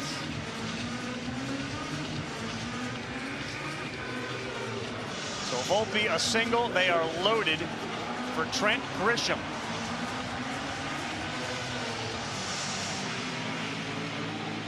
That hard hit rate continues to climb. StatCast considered by Google Cloud 47%. Couple of grannies on the resume of Grisham.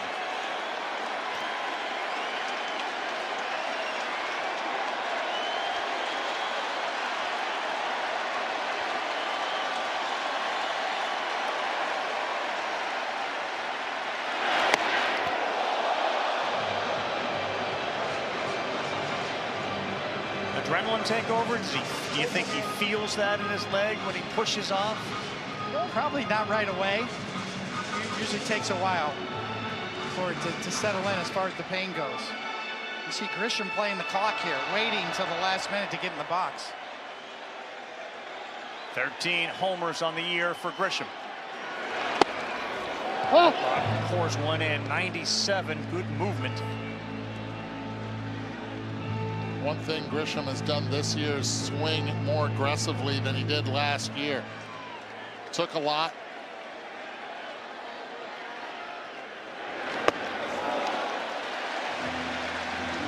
Missed with a changeup. Story is standing virtually behind second base as the Red Sox shift against Grisham.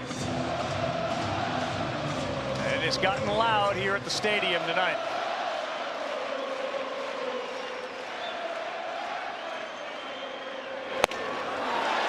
Three balls and a strike. Another ball brings in another run. Watch Grisham wait as the clock's ticking. He's got to be in by 8 seconds every time. He's right in a second before. Not giving Whitlock a chance to hold the ball. Swing and a miss. A good slider. And we go full. And a rare chase for Grisham against right-handed pitchers out of the zone. Wow, 3-1 slider. Down.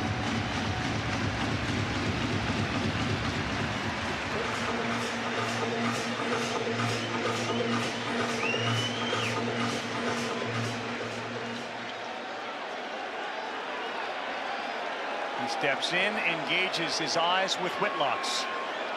3-2, 2 outs. They're loaded. And he fouls that down the first baseline. He's got to check that bat. That got in on him.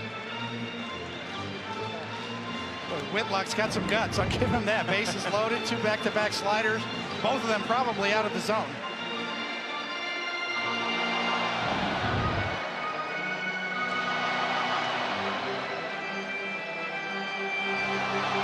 Gotta put a chin strap on that helmet.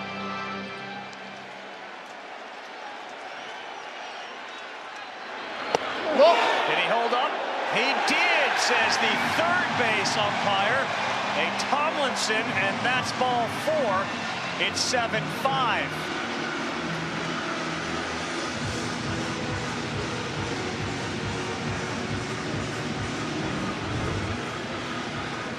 Three straight sliders. You be the judge. LeMahieu already with a homer tonight. A shot to right. Big swing on a first pitch, 97-mile-an-hour heater.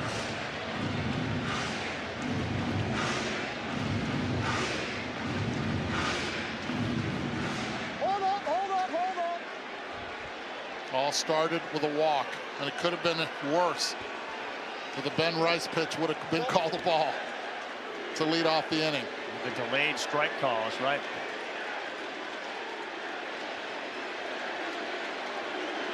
Goldschmidt at third, Volpe at second, Grisham at first. LeMahieu slow roll to second. And Campbell is there to make the play, but the Yankees do get 2 back. And we got ourselves a ball game. Heading to the 7th inning. The Red Sox 7, the Yankees 5.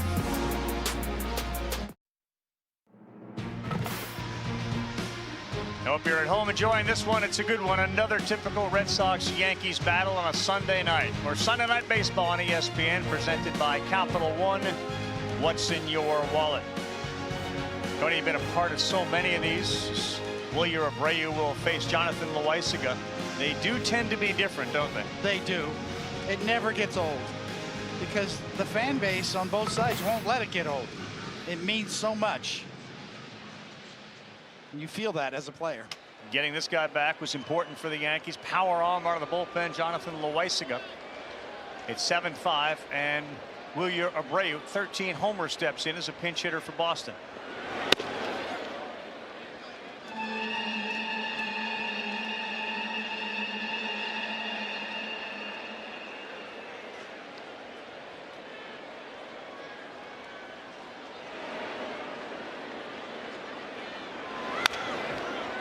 An aggressive swing on a sinker. Well, you have to be impressed, even though the Yankees have given up 2 in the 5th and 6 and 5 in the 6th. They've been able to come back and at least answer back to keep this close. Especially after that big 5 spot in the top of the 6th. Loaisiga came back on the 16th of May. 2-1.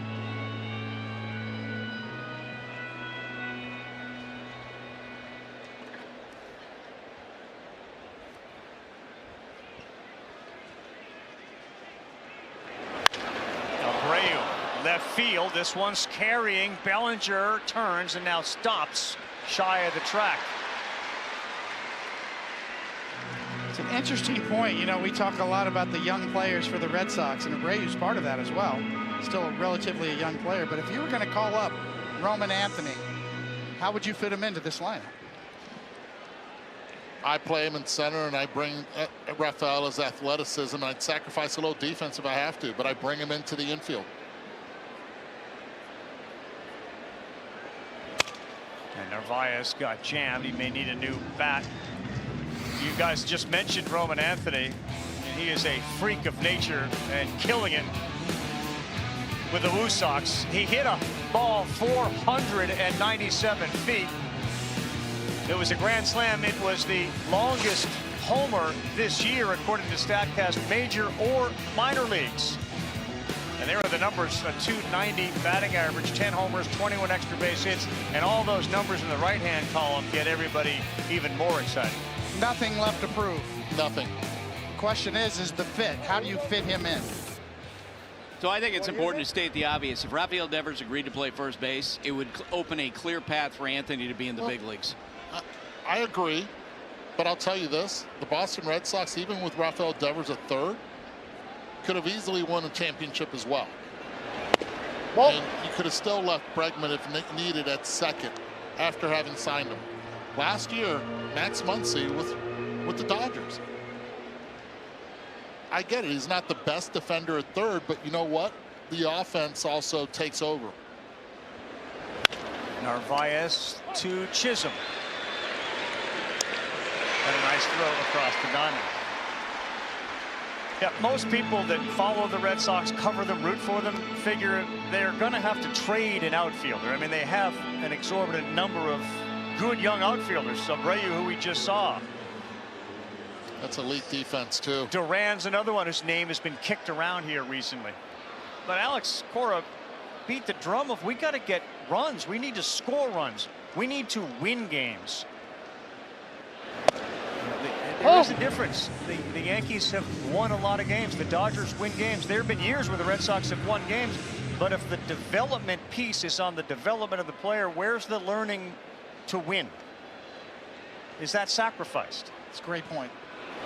So the logjam, first off, Devers choosing not to play first base, that creates one complication, and of course the contracts are another. Christian Campbell signed a long-term deal. Rafael signed a long-term deal that probably clinches, even tough times, the fact that they're going to stay in the big leagues. This one goes to the seats. Pretty team-friendly deals. Well, he's not the #1 Red Sox prospect. Roman Anthony's the #1 prospect in the whole game, in all of Major League Baseball. It's a different level of prospect. And just to be clear, and I understand it's all eyes on Devers not wanting to play first, but it all eyes on miscommunication as well. Because if they would have communicated better, I believe that Rafael Devers would have said, no problem, I'll go to first, but they did not. Yankees have scored the last 2 innings. We'll see Aaron Judge come to the plate in this one when we come back.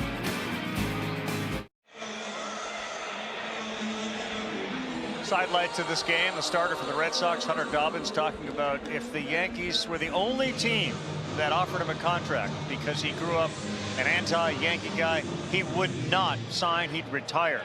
Eduardo asked Aaron Judge about that. He'd rather retire before signing with the Yankees.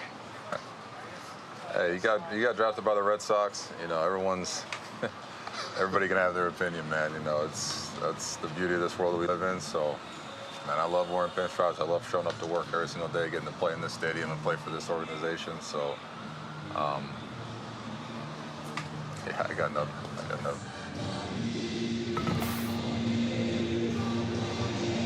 Well, he had nothing verbally, but on the physical side, he had plenty, including that loud noise that he made in the first inning. It was a 2-run home run to put the Yankees up 2-zip. Since then, Boston has gotten back in front. Boy, credit. Have a new pitcher and a pinch hitter. Austin Wells got a pinch hit, and the new pitcher is going to be Justin Wilson, a pretty reliable lefty out of that pen for Boston.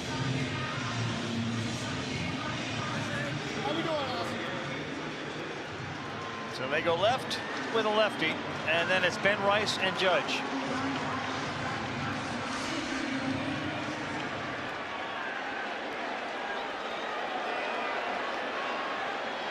(7-5) beginning the bottom of the 7th, and swinging a foul off third base side.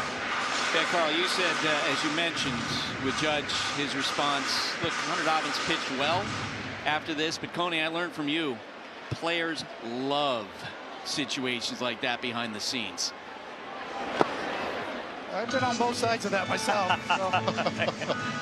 Oh, that's right. I forgot the '88 playoffs. You mean you were a content creator? Yeah, I can sympathize. So far ahead of the curve. It's a learning experience. 1-1 to Wells. Swing and a miss right there. The Aaron Judge response, thanks to Sarah Langs again, who's working behind the scenes with us, doing our research, was 436 feet of response. Sarah from the top rope. From the top rope. Yankees 14 comeback wins this year, but none of those have been of 2 or more runs. The Yankees are 0-14 when trailing by 3 or more.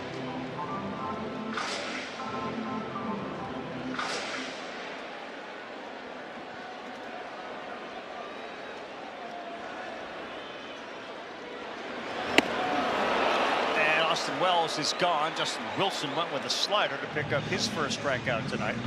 Justin Wilson yesterday threw 24 pitches, walked 2, allowed 2 runs. So he's trying to make sure he gets these first 2 outs and does a good job with that slider down and away to get Wells. Very good defensive outfielder now in right field. That's Wilyer Abreu. Pinch hit for Refsnyder, so he's out in right. Rice takes a huge swing at it and fouled it off.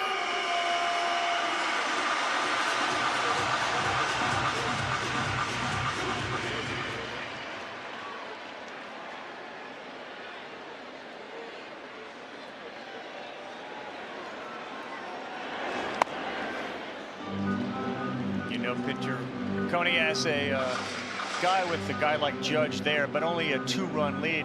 3 times tonight, guys have been walked that have scored.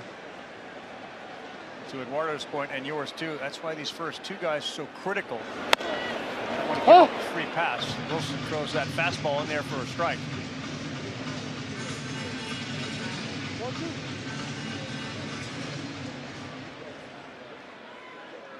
Remember, Rice called out on strikes his last time up on a close pitch.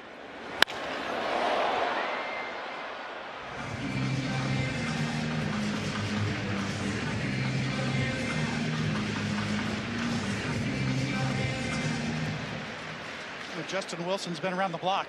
Yes, he has. He's kind of reinvented himself with some sliders and cutters now. And he gets Rice back-to-back strikeouts, and a great start for Wilson tonight. And how huge is it for Alex Cora to get these 2 outs and have Aaron Judge be hitting with a 2-run deficit and no one on? Justin Wilson doing his job. Like a little off-center four-seamer, hard cutter there. Registered as a slider, but well done. Oh. Used to be a time when Justin Wilson was a flamethrower, like one of those riding fastball guys up in the zone a lot.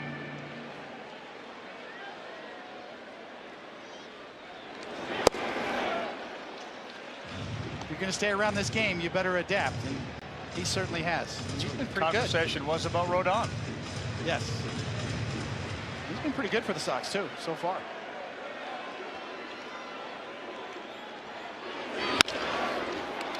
He let that one get through to shortstop Story. The spin throw not in time, and Judge gets to first.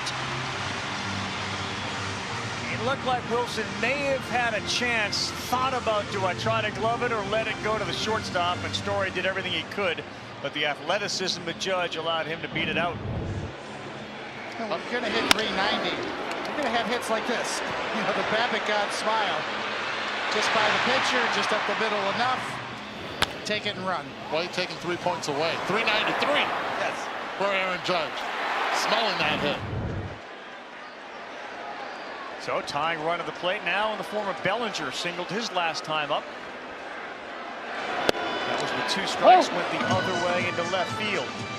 No matter what, this will be Wilson's last hitter. Paul Goldschmidt on deck. Hold up. To your point earlier, Eduardo, Bellinger looks to launch here in Yankee Stadium when he's early in the count, and then we'll go to the 2-strike approach. But anything on the inner half here, he's looking to tie this game up right now. Especially on a little slider that doesn't get away.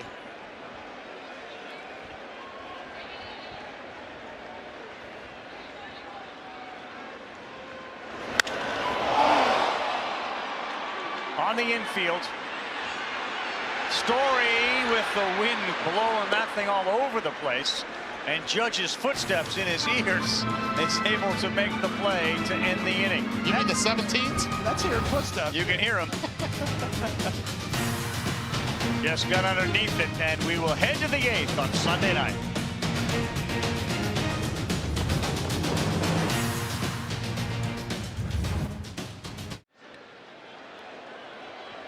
Back here in the Bronx, Sunday Night Baseball, Yankees, Red Sox, 7-5, Boston to the 8th inning. Abraham Toro. First pitch brushes him back. Loaisiga threw only 11 pitches in the last half, so he stays out there on the bump. Toro, Story, Rafaela scheduled to hit for Boston.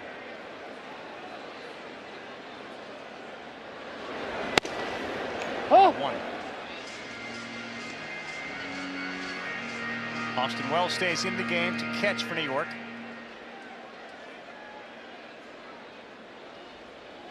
Looked like Weissert would be the next pitcher. He did pitch for Boston yesterday. And then maybe we see if things stay the same, Aroldis Chapman come in to try to close a game against one of his former teams. That's got to happen, doesn't it? It feels that way.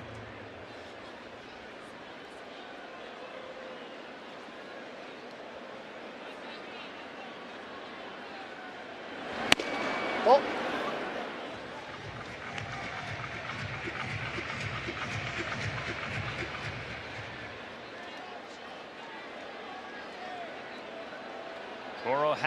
double and then scored one of the 5 runs the Red Sox scored in the 6th. Swings, tails one towards the line. Chisholm's going to give chase, but to no avail. It goes 6 rows deep.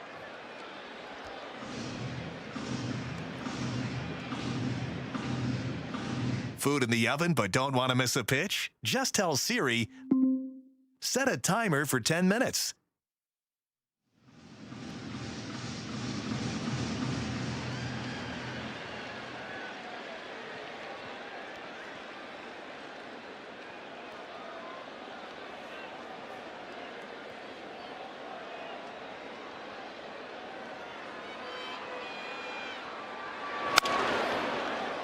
Another one that is also a souvenir for one of the Yankee fans who are again on a pace to set attendance records this year.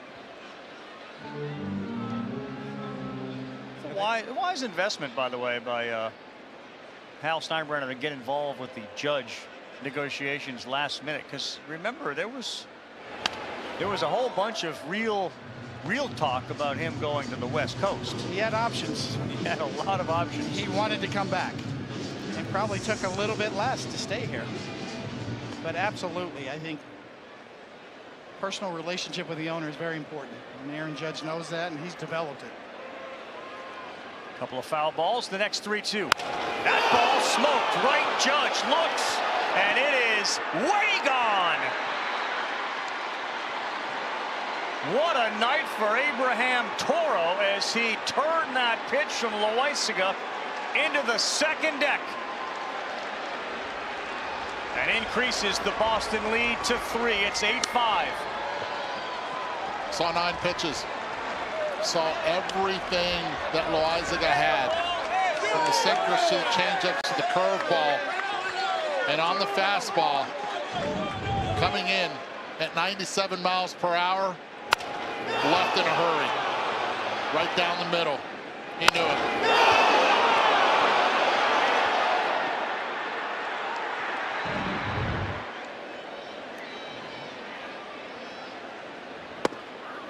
I mean, you do a whole bunch of games here. We've seen some big-time shots in this game. For left-handed batters in Yankee Stadium, that's the dream. When you put your head on your pillow at night, that's what you visualize, that kind of a home run. And obviously for right-handed hitters at Fenway Park, it's over the green monster. Right. Abraham Toro's 4th home run of the year to increase the lead back to 3 and give Boston a little bit more breathing room. It's sort of the equivalent of the old upper deck shots, Uh-huh. the second deck here. No doubt about that shot from Toro. And this one sends Judge backtracking, and it's gone! Stories thought that ball was out of here. Judge threw it back in. The umpires are signaling home run. And it looked like it was over the wall, but Judge got it quick and threw it back in. Let's take another look at this. You would think that Aaron Judge would be a little more vocal at this point if it didn't go over. Yeah, his hands are above the wall, and then it hit the top of the wall. Is that Roberto Duran? Hands of stone right Hands there. of stone. Oh, that's going to leave a mark. How about Trevor Story? Yesterday, 5 runs driven in. This time, driving into right field again. Ouch.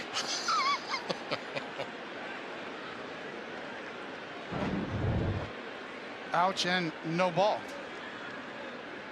And back-to-back homers for Boston now from Toro and Story. Story seemed to really know that that ball hit that guy in the hands, but there was a near collision, kind of an odd play at second base, and that ball came in. Good. Nearly got tripped up there. Imagine that.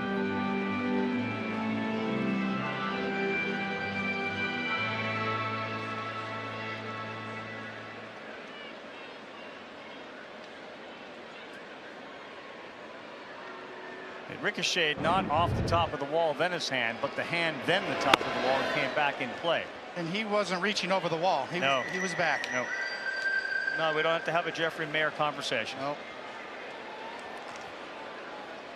Well, Loaisiga strikes out Rafaela, but Aaron Boone is going to go to his bullpen in a 9-5 game. Red Sox have hit 4 home runs here on a Sunday night to lead at 9-5.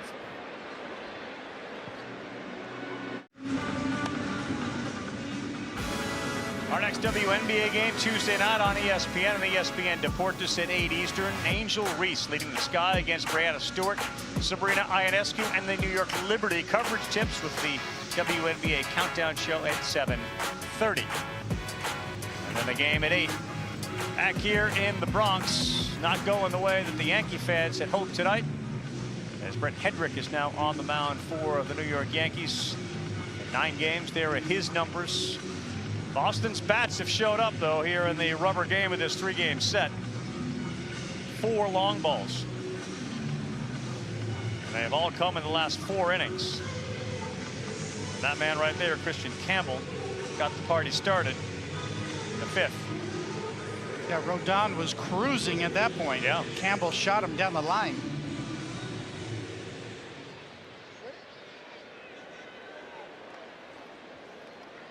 Poor Eduardo, he's up here. He's also got an eye on the Florida State game against Oregon State for a trip to the College World Series.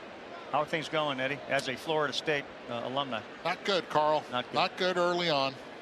It's all right. 7-2, a lot of baseball left.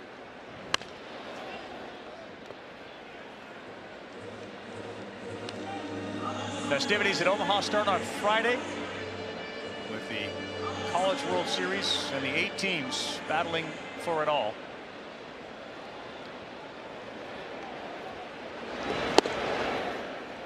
Outside to Campbell. 1-2. Well, for the Red Sox, there's certainly been some encouraging signs. This guy's bat, Trevor Story, has also shown some signs of life offensively recently.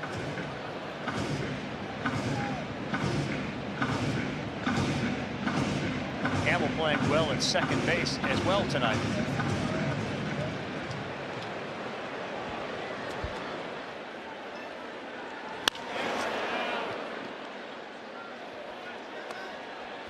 Not a lot of hitters in today's game have a closed stance. Christian Campbell's one of those guys. Think about back in the day, it used to be like Mike Schmidt. Edgar Renteria comes to mind. Giancarlo Stanton. Giancarlo Stanton closed it up after being hit in the face in Milwaukee.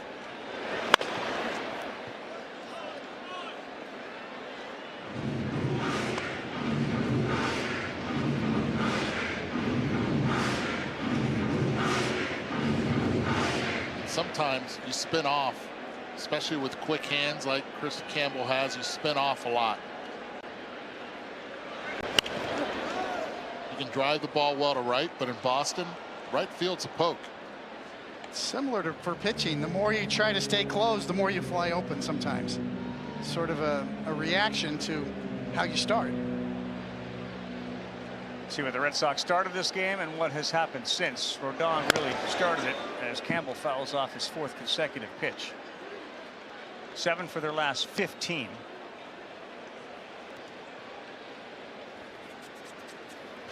They were swinging and missing early against Carlos Rodon, and then it turned on in the 4th inning.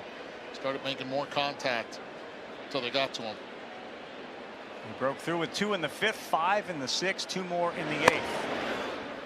It's certainly a signature moment for Narvaez, a former Yankee who got the big swing he was looking for.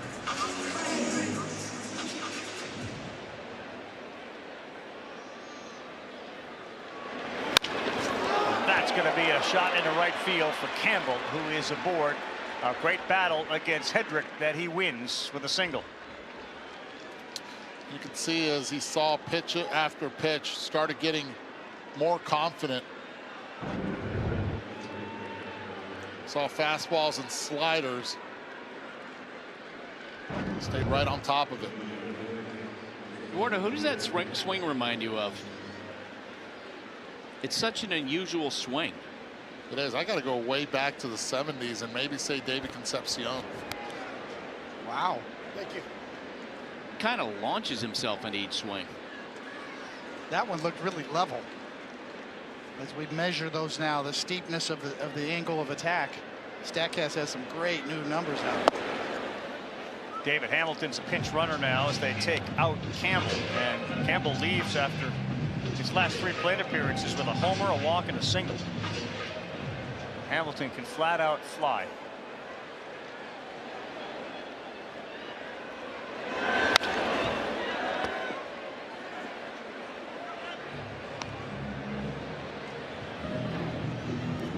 You know that the story around baseball is it's a marathon. It's 162 games, and yet fan bases get caught up sort of in the moment.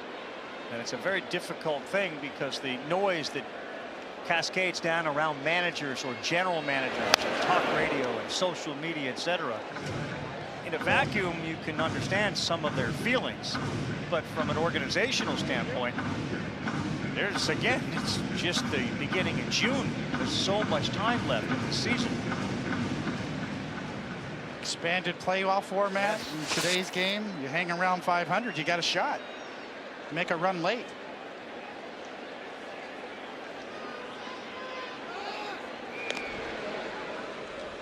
Which is part of the reason why Roman Anthony is the #1 subject in Boston.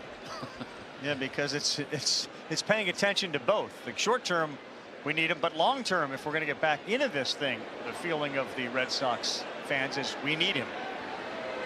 1-2, they get Hamilton picked off. He dives in and he's gone. Nice job by Hendrick. And a good job by Goldschmidt to step in so it didn't hit the base runner Hamilton with a throw. Yeah, Hamilton was going on first move when it comes to the right leg of the left-handed pitcher instead of going off his left foot. The toe, once it comes up, that means he's going to first base. Did not, and got good throw right there by Goldie. Duran, left field. Right there is Bellinger. Yankees will try to do something they haven't done all year. Come from behind with a deficit of more than 3.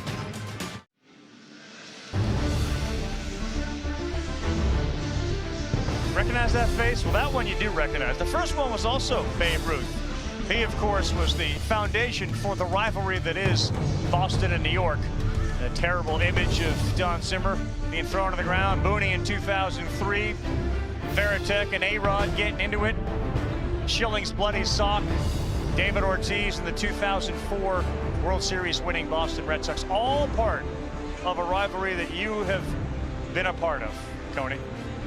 And there is the Bambino's number retired. Monument Park, Yankee Stadium. It's just different. It is different. Until you experience it firsthand, you can't quite grasp it. Goldschmidt on the ground up the middle. He's got himself the hit. Trevor Story looked at it and it just rolled by him. As he also looks around the infield and sees a whole bunch of different guys. Toro has gone to play first base. Hamilton is second base. Marcelo Meyer, the rookie, is at third base. And again, the pitcher is now Zach Kelly. So a leadoff hit for Goldschmidt to try to get this party started. We saw Weissert warming. He threw yesterday. And now Jazz Chisholm. Ball.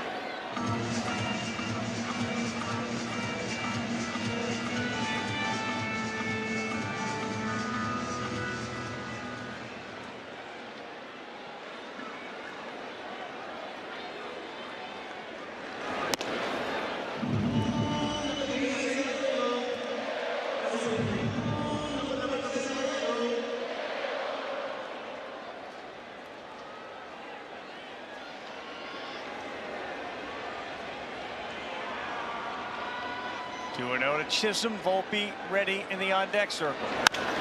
Chaz sends this sky high in the infield. Story calls everybody else off. And there is one down. Frustrating night for Jazz, who's 0-4. Play ball, baseball's global youth initiative to highlight the fun and all the accessible ways to play the great game of baseball. To learn more, including how to find a league near you, go to playball.org and follow @playball on X, Facebook, and Instagram.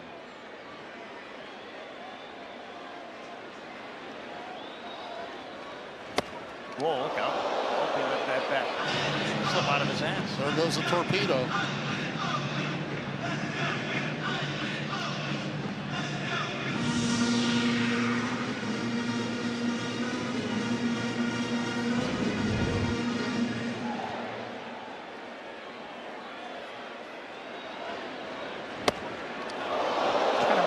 Something to do with his left elbow. You wonder, yeah. Hit batter, letting go.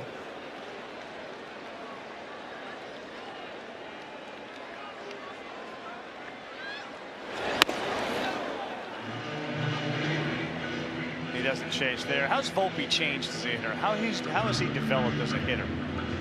I think it's a question for him of what type of hitter he's going to be. Is he going to swing the bat with authority? And that's what we've seen this year, the hard hit rate way up. There's a happy medium there, and Eduardo could speak to this probably even better, but the difference between what type of a hitter. Am I going to be sort of an on-base guy? Am I going to work the count? Am I going to be a home run guy?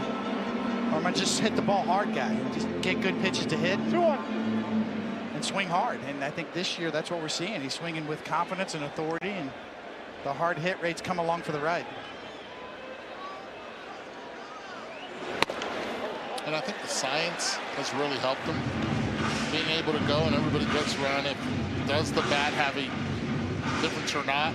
But they really understood how he could get that hard hit rate up, and he believes in it. And I think that's one of the reasons why he's swung the bat with authority this year. Kelly behind 3-1. He was called back up from Worcester on Tuesday.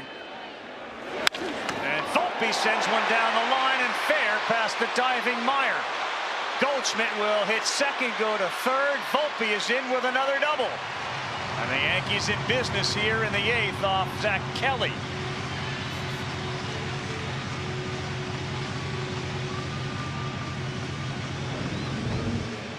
Telling you one thing, the fans are doing their math. This is a slider that just stays up, and Volpe's able to keep it fair. Right down the line, Marcelo, no chance at third. Get a good pitch to hit and hammer it. Fans are looking at that scoreboard saying, okay, are we going to be able to see Judge again? I guarantee you the same thing is going through the Red Sox mind as well. And Alex Cora is trying to prevent that. Yeah, and he would have liked to avoid Weissert, but now he pulls the string and brings the righty in from the pen.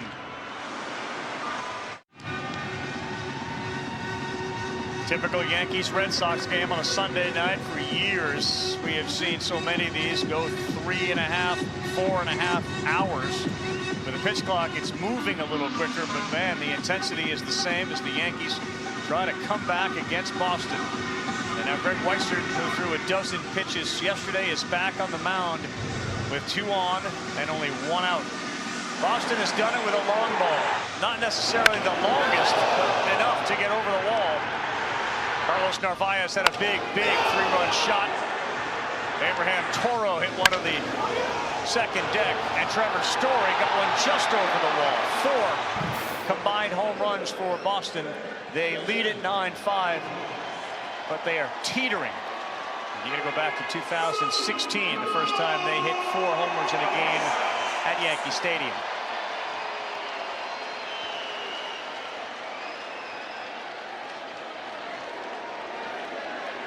Grisham walked his last time up. Weissert's first pitch sweeps in there. This is one of those games between the Red Sox and Yankees historically that had 4.5 hours written all over. Absolutely. Pre-pitch clock era. Yep. Single, a walk, and a ground out to first for Grisham tonight.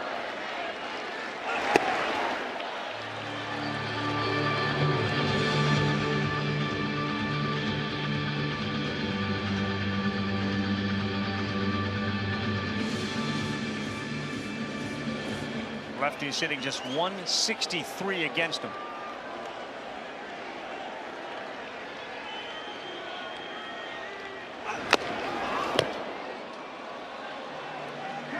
tells you the amount of movement that he has. Pitched right down the middle. Good catch by the umpire. Watch this. Umpire Cam. Watch it. He'll snatch it right here. Got it. There we go. Good hands. Watch this. Sees it the whole way. Come on now. Made it look easy. Here we go. It's on me.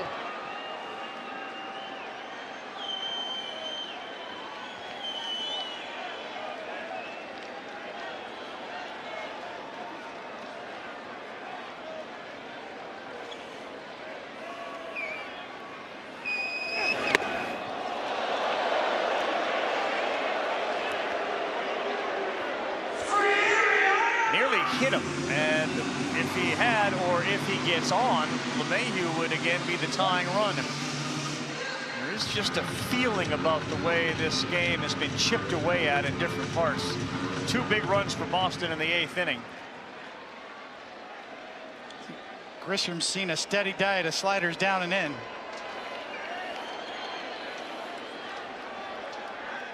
Not a pitch he throws all the time, just 11% of the time. Next one, Grisham swings and is gone. Weissert pulls the string on a changeup, and he gets Grisham swinging. And a good one, too. See the grip, circle change. Looks like it's a cookie down the middle, and it just dives.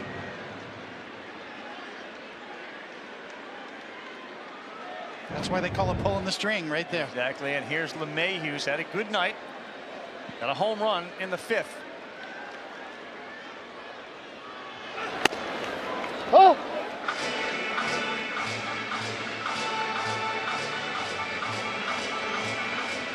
Weissert is in the circle of trust for Alex Cora for sure.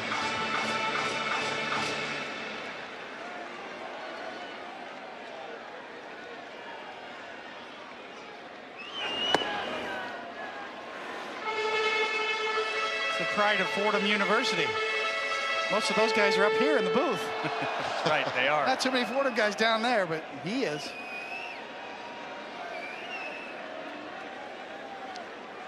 Ten holds on the season for Weissert. That's way outside. He was a Yankee, as Tony points out, wasn't just Fordham, but he also was with the Yankees back in 22. Pitched in 22 and 23 for New York. 2-1 to DJ. Big swing, good pitch.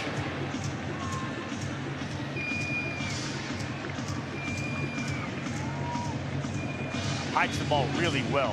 Funky delivery for Greg Weissert.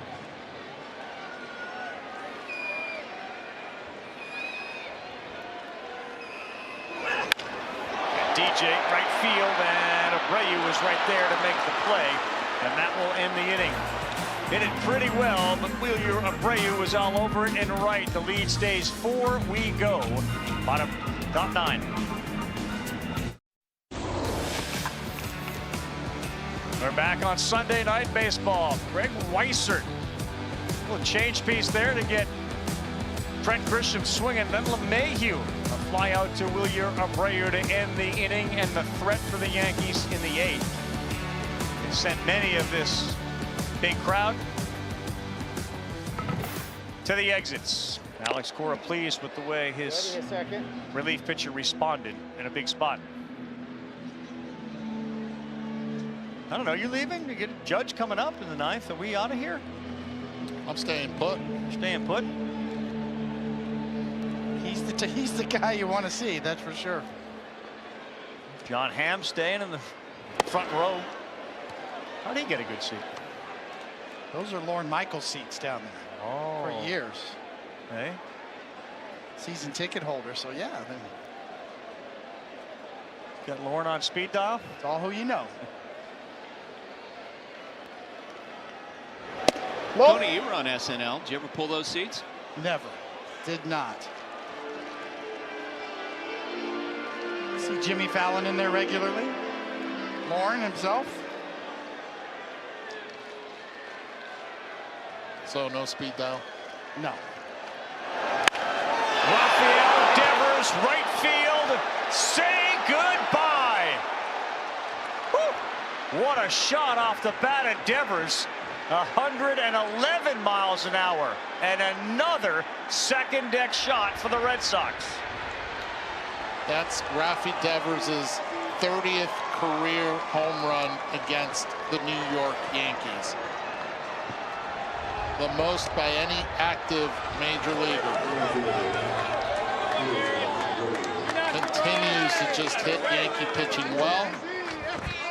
And you see on the bottom. We got a Judge 30 versus the Red Sox and a Devers 30 versus the Yankees. I blinked and missed it. It happened quick.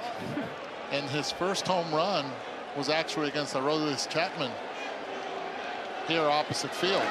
Boston's 5th home run of the night, which ties the season high. They did it also at the end of April against the Blue Jays.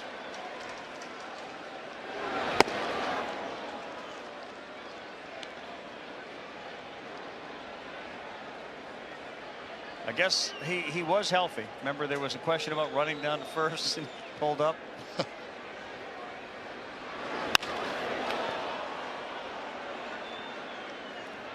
Abreu flies out to left. Bellinger is there.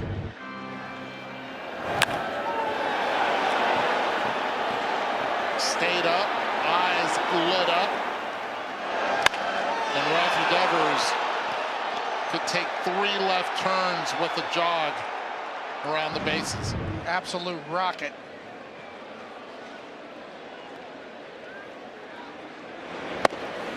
Huh?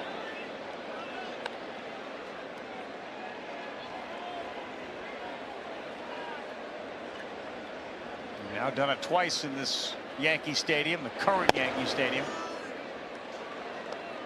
Opened in '09 when they won the World Series. Remember that, Coney? Yes.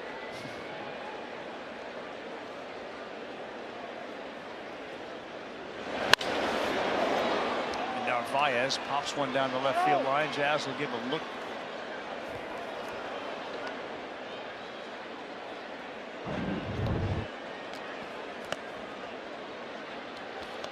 Hey, remember how unbalanced Rafael Devers was at the beginning of the year with his swing and how clearly balanced he is now? Well, he didn't take a lot of at-bats during spring training. And there are hitters that need.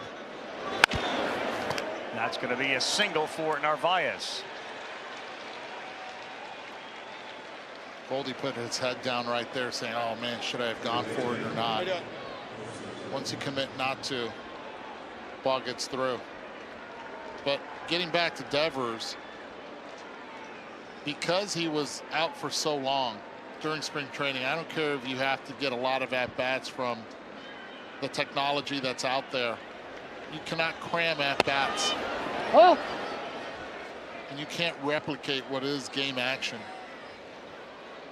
So he was behind for a while.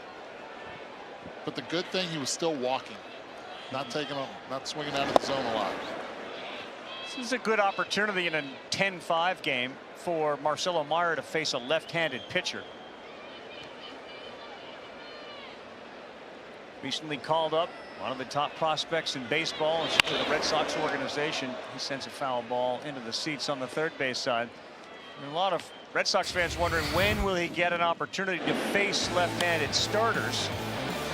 This was his first career big league home run. It came Friday night right here at Yankee Stadium. He'll remember that the rest of his life. Good looking swing. It is. Here's a ground ball. UJ will go to second for 1, and they will not get the speedy Meyer on that double play effort.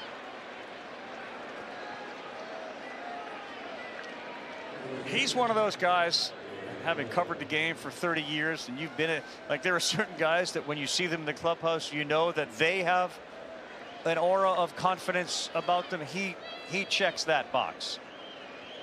Yeah, there was a player, you know, when I was playing that I heard that statement about, and it was Chipper Jones. Sure, exactly. First day in the big leagues, you just knew he belonged.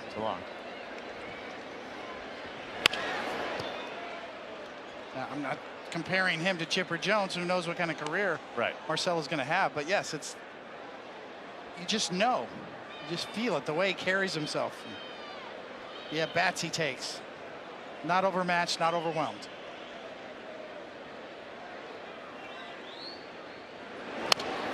Then I have to allow him to fail at this level. Then I have to allow a top prospect like Marcelo Meyer to be able to face lefty pitching and tough lefty pitching as well.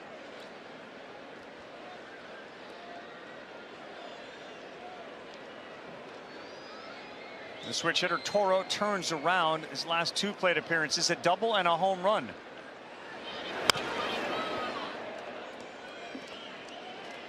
You can suit up this year at MLBshop.com, the largest selection of the authentic jerseys, caps, hoodies, t-shirts, and more. Visit MLBshop.com for your favorite team gear and today's special offer.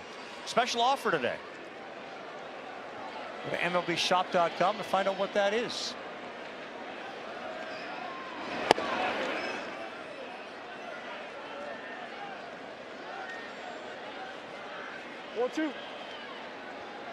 Dodgers Giants next Sunday night. Buster Posey and the impact he's had on that team. Dramatic. Bold moves. Instant respect and credibility, right? Even though he was not an executive. Didn't come from Harvard. On the ground past Chisholm, and that's another one for Toro. Meyer hits third. He's being waved in. Here he comes, and he will be there standing up.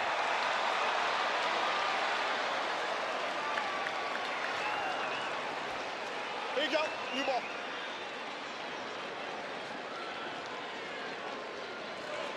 Have a night. Toro was with his third one.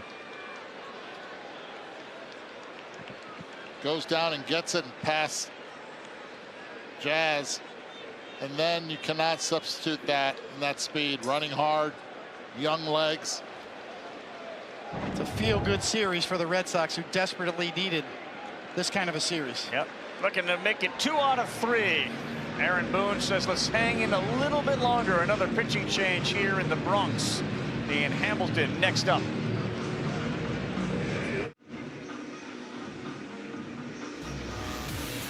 Next here on SportsCenter, Sunday's best, everything you missed from around the majors. Alcaraz, ridiculous comeback today against Sinner. Live postgame from the NBA Finals. SVP will be live from the court in OKC. Had a phenomenal interview with Halliburton the other night after the Pacers stole that game.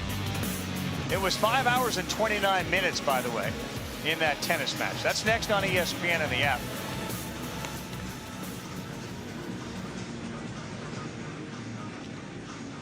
Ian Hamilton next up. Trevor Story strutting to the plate for Boston, who has just bludgeoned New York pitching tonight to the tune of 5 home runs. How about Toro tonight? 3 extra base hits in the last 4 innings.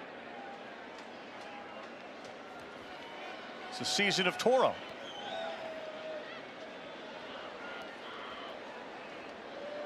Or Bull. Or Bull. I was thinking more of the yard Toro equipment, lawn equipment. I see what you're doing. 2 down, 9th inning. Many of the fans have vacated, but we have our eyes just on John Hamm. He's not leaving. He wants to see it all.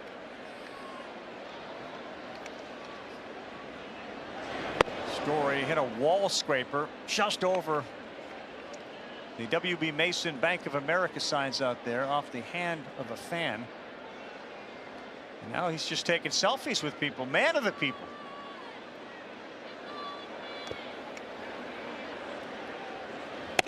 Well, Michael Che bailed though a while ago. Yeah, he's got to start writing for Saturday. Weekend update. Here we go. Ham, of course, one of the great baseball fans. Oh. Cardinals. Yeah.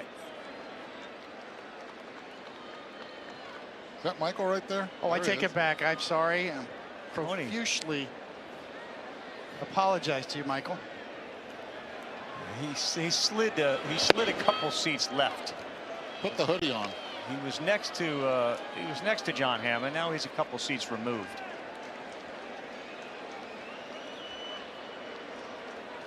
Maybe try to change the karma, you know, a rally seat. There you go. 3-2. We need a foul ball. We need one to just scrape the screen, see if you know, Ham can go Scott Boras on us. There you go. Star of $1 Million Arm. As Hamilton will end up walking Story. I got a look-alike for you, though. I've been sitting on this one the whole game. Oh, yeah? Third base umpire, Bruce Dreckman. All right. Look-alike is, if you're a Breaking Bad fan from the series, Hank from Breaking Bad. And Bruce Dreckman, the third base umpire.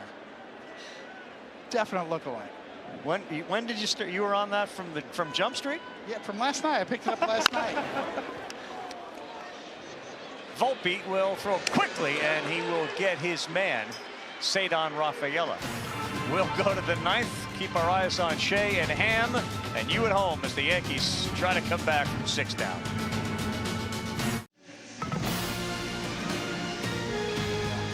Sunday Night Baseball next week. Giants will be in Los Angeles to face the Dodgers.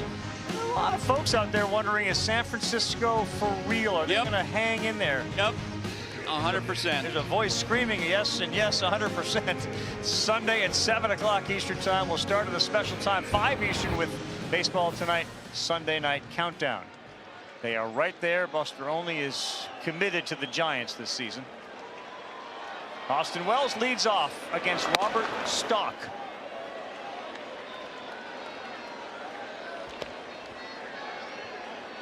I guess your premonition that, well, it has to be Chapman, right, to close this thing. That one went by the wayside. Yeah.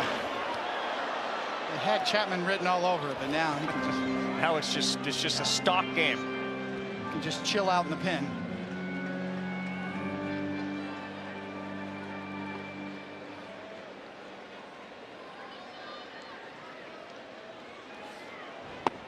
So Stock, by the way, Buster, was just called up yesterday. For Red Sox fans watching, wondering like where did he come from? He was called up yesterday from AAA Worcester. This is his second stint with the club. He had one appearance back on April 7th. Carry on. I was going to mention, we got Aaron Judge coming up here. We did something in the top of the 9th inning that says so much about Aaron Judge on that ball that was hitting in the left field corner by Abraham Toro. Okay, so what the right fielder should do, and Eduardo knows this far better than I know, is that when the ball's hitting the left field corner, you potentially, there's a backup situation, right? You don't see a lot of players do it. Watch Aaron Judge come in from right field, Eduardo. You can take it from here. Yeah, and because there's a runner at first base, see Goldschmidt coming in, it's Aaron Judge's job to be at second instead of having the first baseman trail. That's just fundamental baseball that I love their leader doing and making sure, and when he has to talk to someone else and call them out, he's the one that can do it because he does it right. The organization wants it done that way, and being a captain, Aaron Judge plays the game the right way. Well, we're going to see Judge. He's already got one homer. Stock pours one in finally with a cutter for a strike to Rice. Given the numbers that he's had against rookies, and already the home run tonight that came against Hunter Dobbins, what's going through Aaron Judge's mind right now? Yeah, but he is so consistent. I think, you know, he's just going to stay with his approach. But if he sees a first pitch fastball, he's going to be ready to launch. The thing about Aaron Judge, you see so many deep counts, so many 3-2 counts, but he's always ready on the first pitch to do what we saw tonight in his first at bat. By the way, Dobbins in line for the win. Gave his team a chance after the 2-run home run from Judge. He threw the ball well. Rice, high, deep, right field. And it stays in the ballpark. Boy, that was up there for a long time. And the check of the flags above the stanchion in right shows them blowing in pretty hard, and that one may have very well been affected by the wind. Especially how high it was. Yes. 102 miles an hour off the bat, but up there. And the Gold Glover patiently waiting for it. Here is Aaron Judge.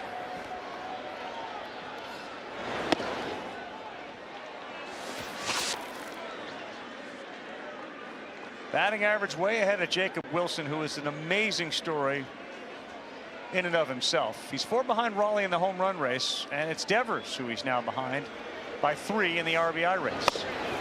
Oh! Big dumpers going off this year. Double dumper. It feels like Cal Raleigh will be in a home run derby this year.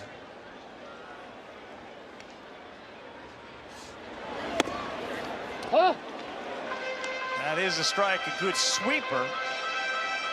And with 1 out, Devers looking on, Judge behind 1 and 2.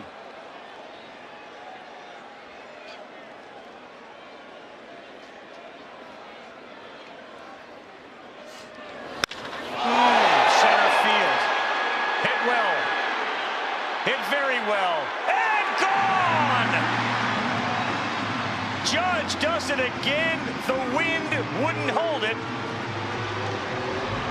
And John Hamm and everyone else that stayed get rewarded to see Aaron Judge do it again. It is mind-boggling what he is doing this year. Mind-boggling. Both home runs to the opposite field. You see the distance, the launch, the exit velocity. You see all of that in your top left. But Aaron Judge continues to lay off tough pitches and hits the ones that he cannot afford to miss. Back to the question, with a rookie pitcher on the mound, what do you think was going through their heads? Yes. I mean, come on. He's there. He's that guy. Like, gotta be thinking that way. Feasted on rookie pitchers.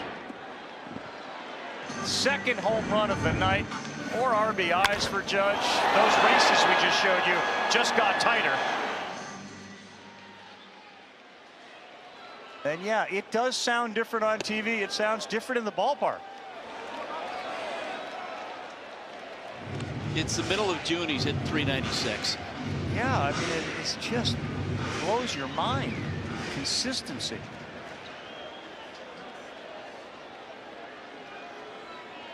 '43rd career multi-homer game. They talk about Sandy Koufax's 5-year run that was just supernatural. One of the greatest 5-year runs in the history of the game. This guy right here has gone from, wow, all-star, MVP, wow, he's a Hall of Famer, to now maybe in the argument for the best right-handed hitter of all time. Certainly in that argument now. 100%. And over the last 5 years.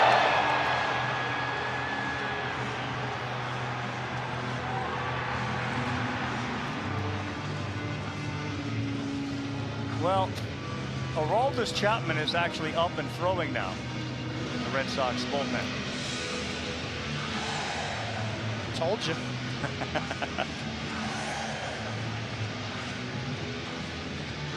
Try to sneak a fastball behind. 1-2 count.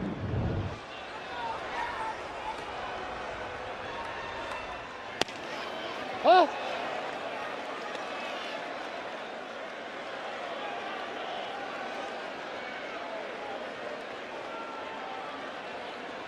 He and Lou Gehrig.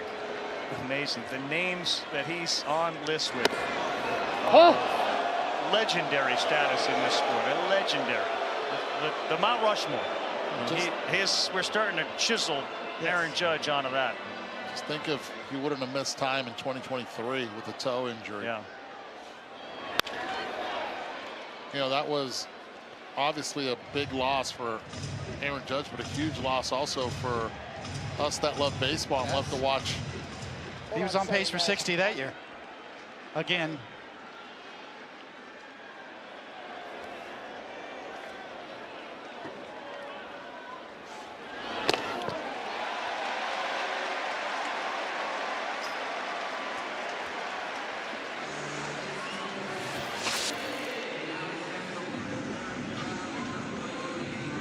23 season when he had 37 and then hit the bottom of that cement wall in right field at Dodger Stadium. He led the league in both of those categories by a lot.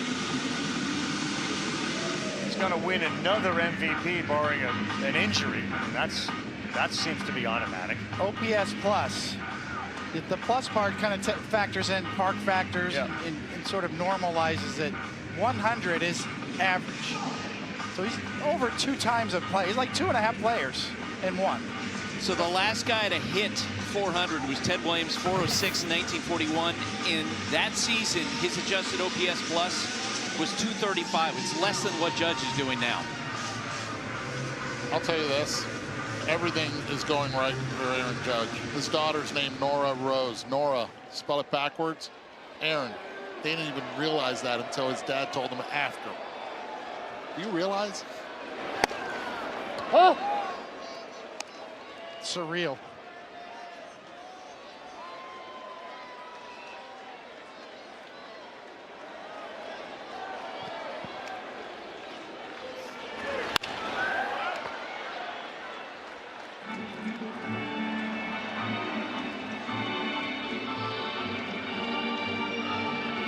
There are a lot of similarities just to the concept of when Barry Bonds had his year.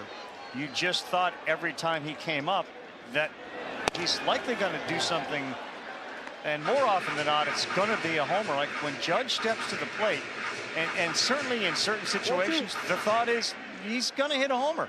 It's a great point. And another player we thought, nah, there'll never be another one like him, right?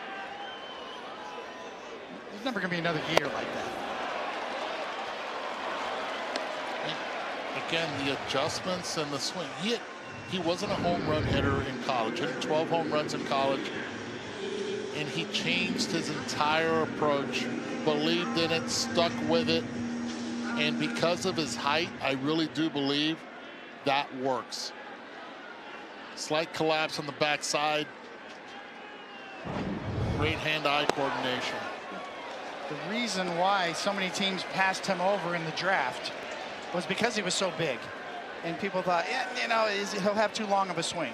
And he has gone the complete opposite. He is just short and quick to the baseball. He's completely changed the argument on players of his size being able to excel. He's sort of the Scotty Scheffler of his sport, and I know it's a very different sport, but individually in the one-on-one battles, like, he wins. He wins them all. The batting average is obscene.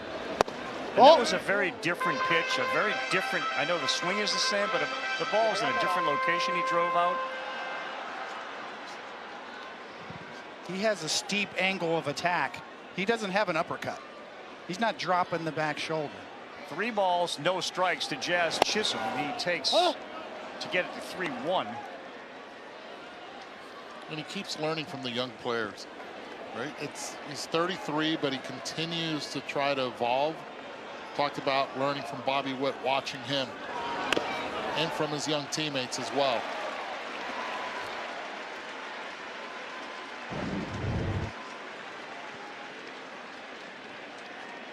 Look at how quick he is and how short and quick. Coney playing the role of Karnak. You call Chapman, you're getting Chapman. This is a throwback game between the Yankees and the Red Sox on a Sunday night. And all you people who left, you missed it. You missed it. Here he comes.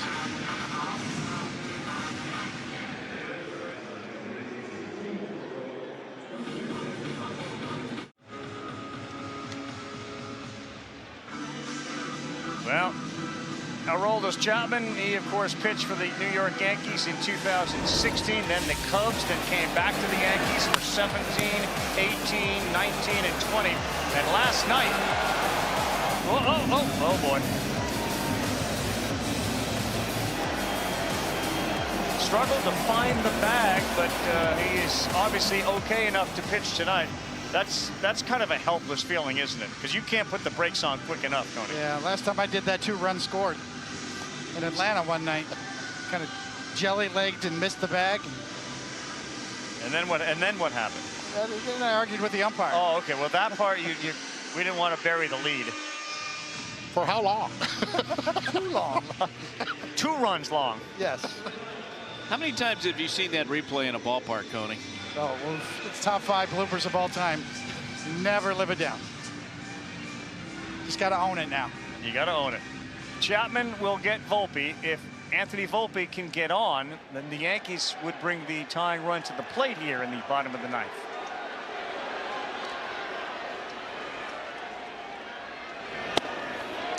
He starts him off with a slider in there for a strike.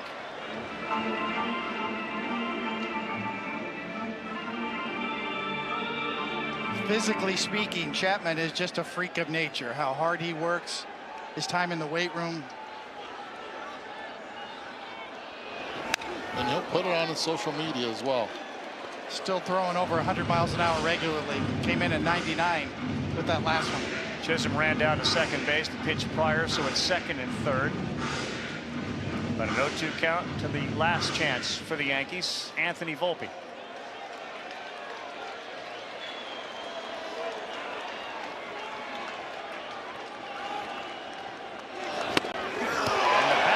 Out of his hand, and that will end the game with a strikeout from Chapman with a splitter.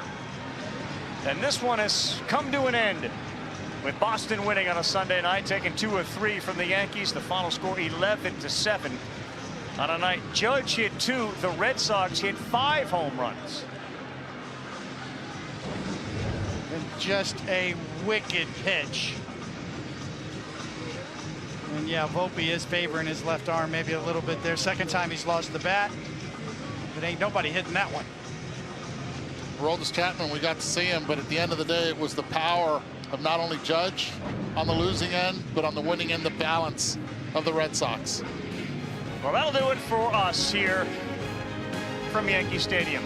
Don't forget, College World Series starts on Friday. Next Sunday night, the Dodgers and the Giants. For everybody here, including David Cohn, Eduardo Perez, Buster Olney, and our entire crew back in Bristol. I'm Carl Ravitch. Have a super night. Once again, the Red Sox take 2 of 3. They win 11-7. Sports Center with Kevin Connors and Ryan Smith is coming up.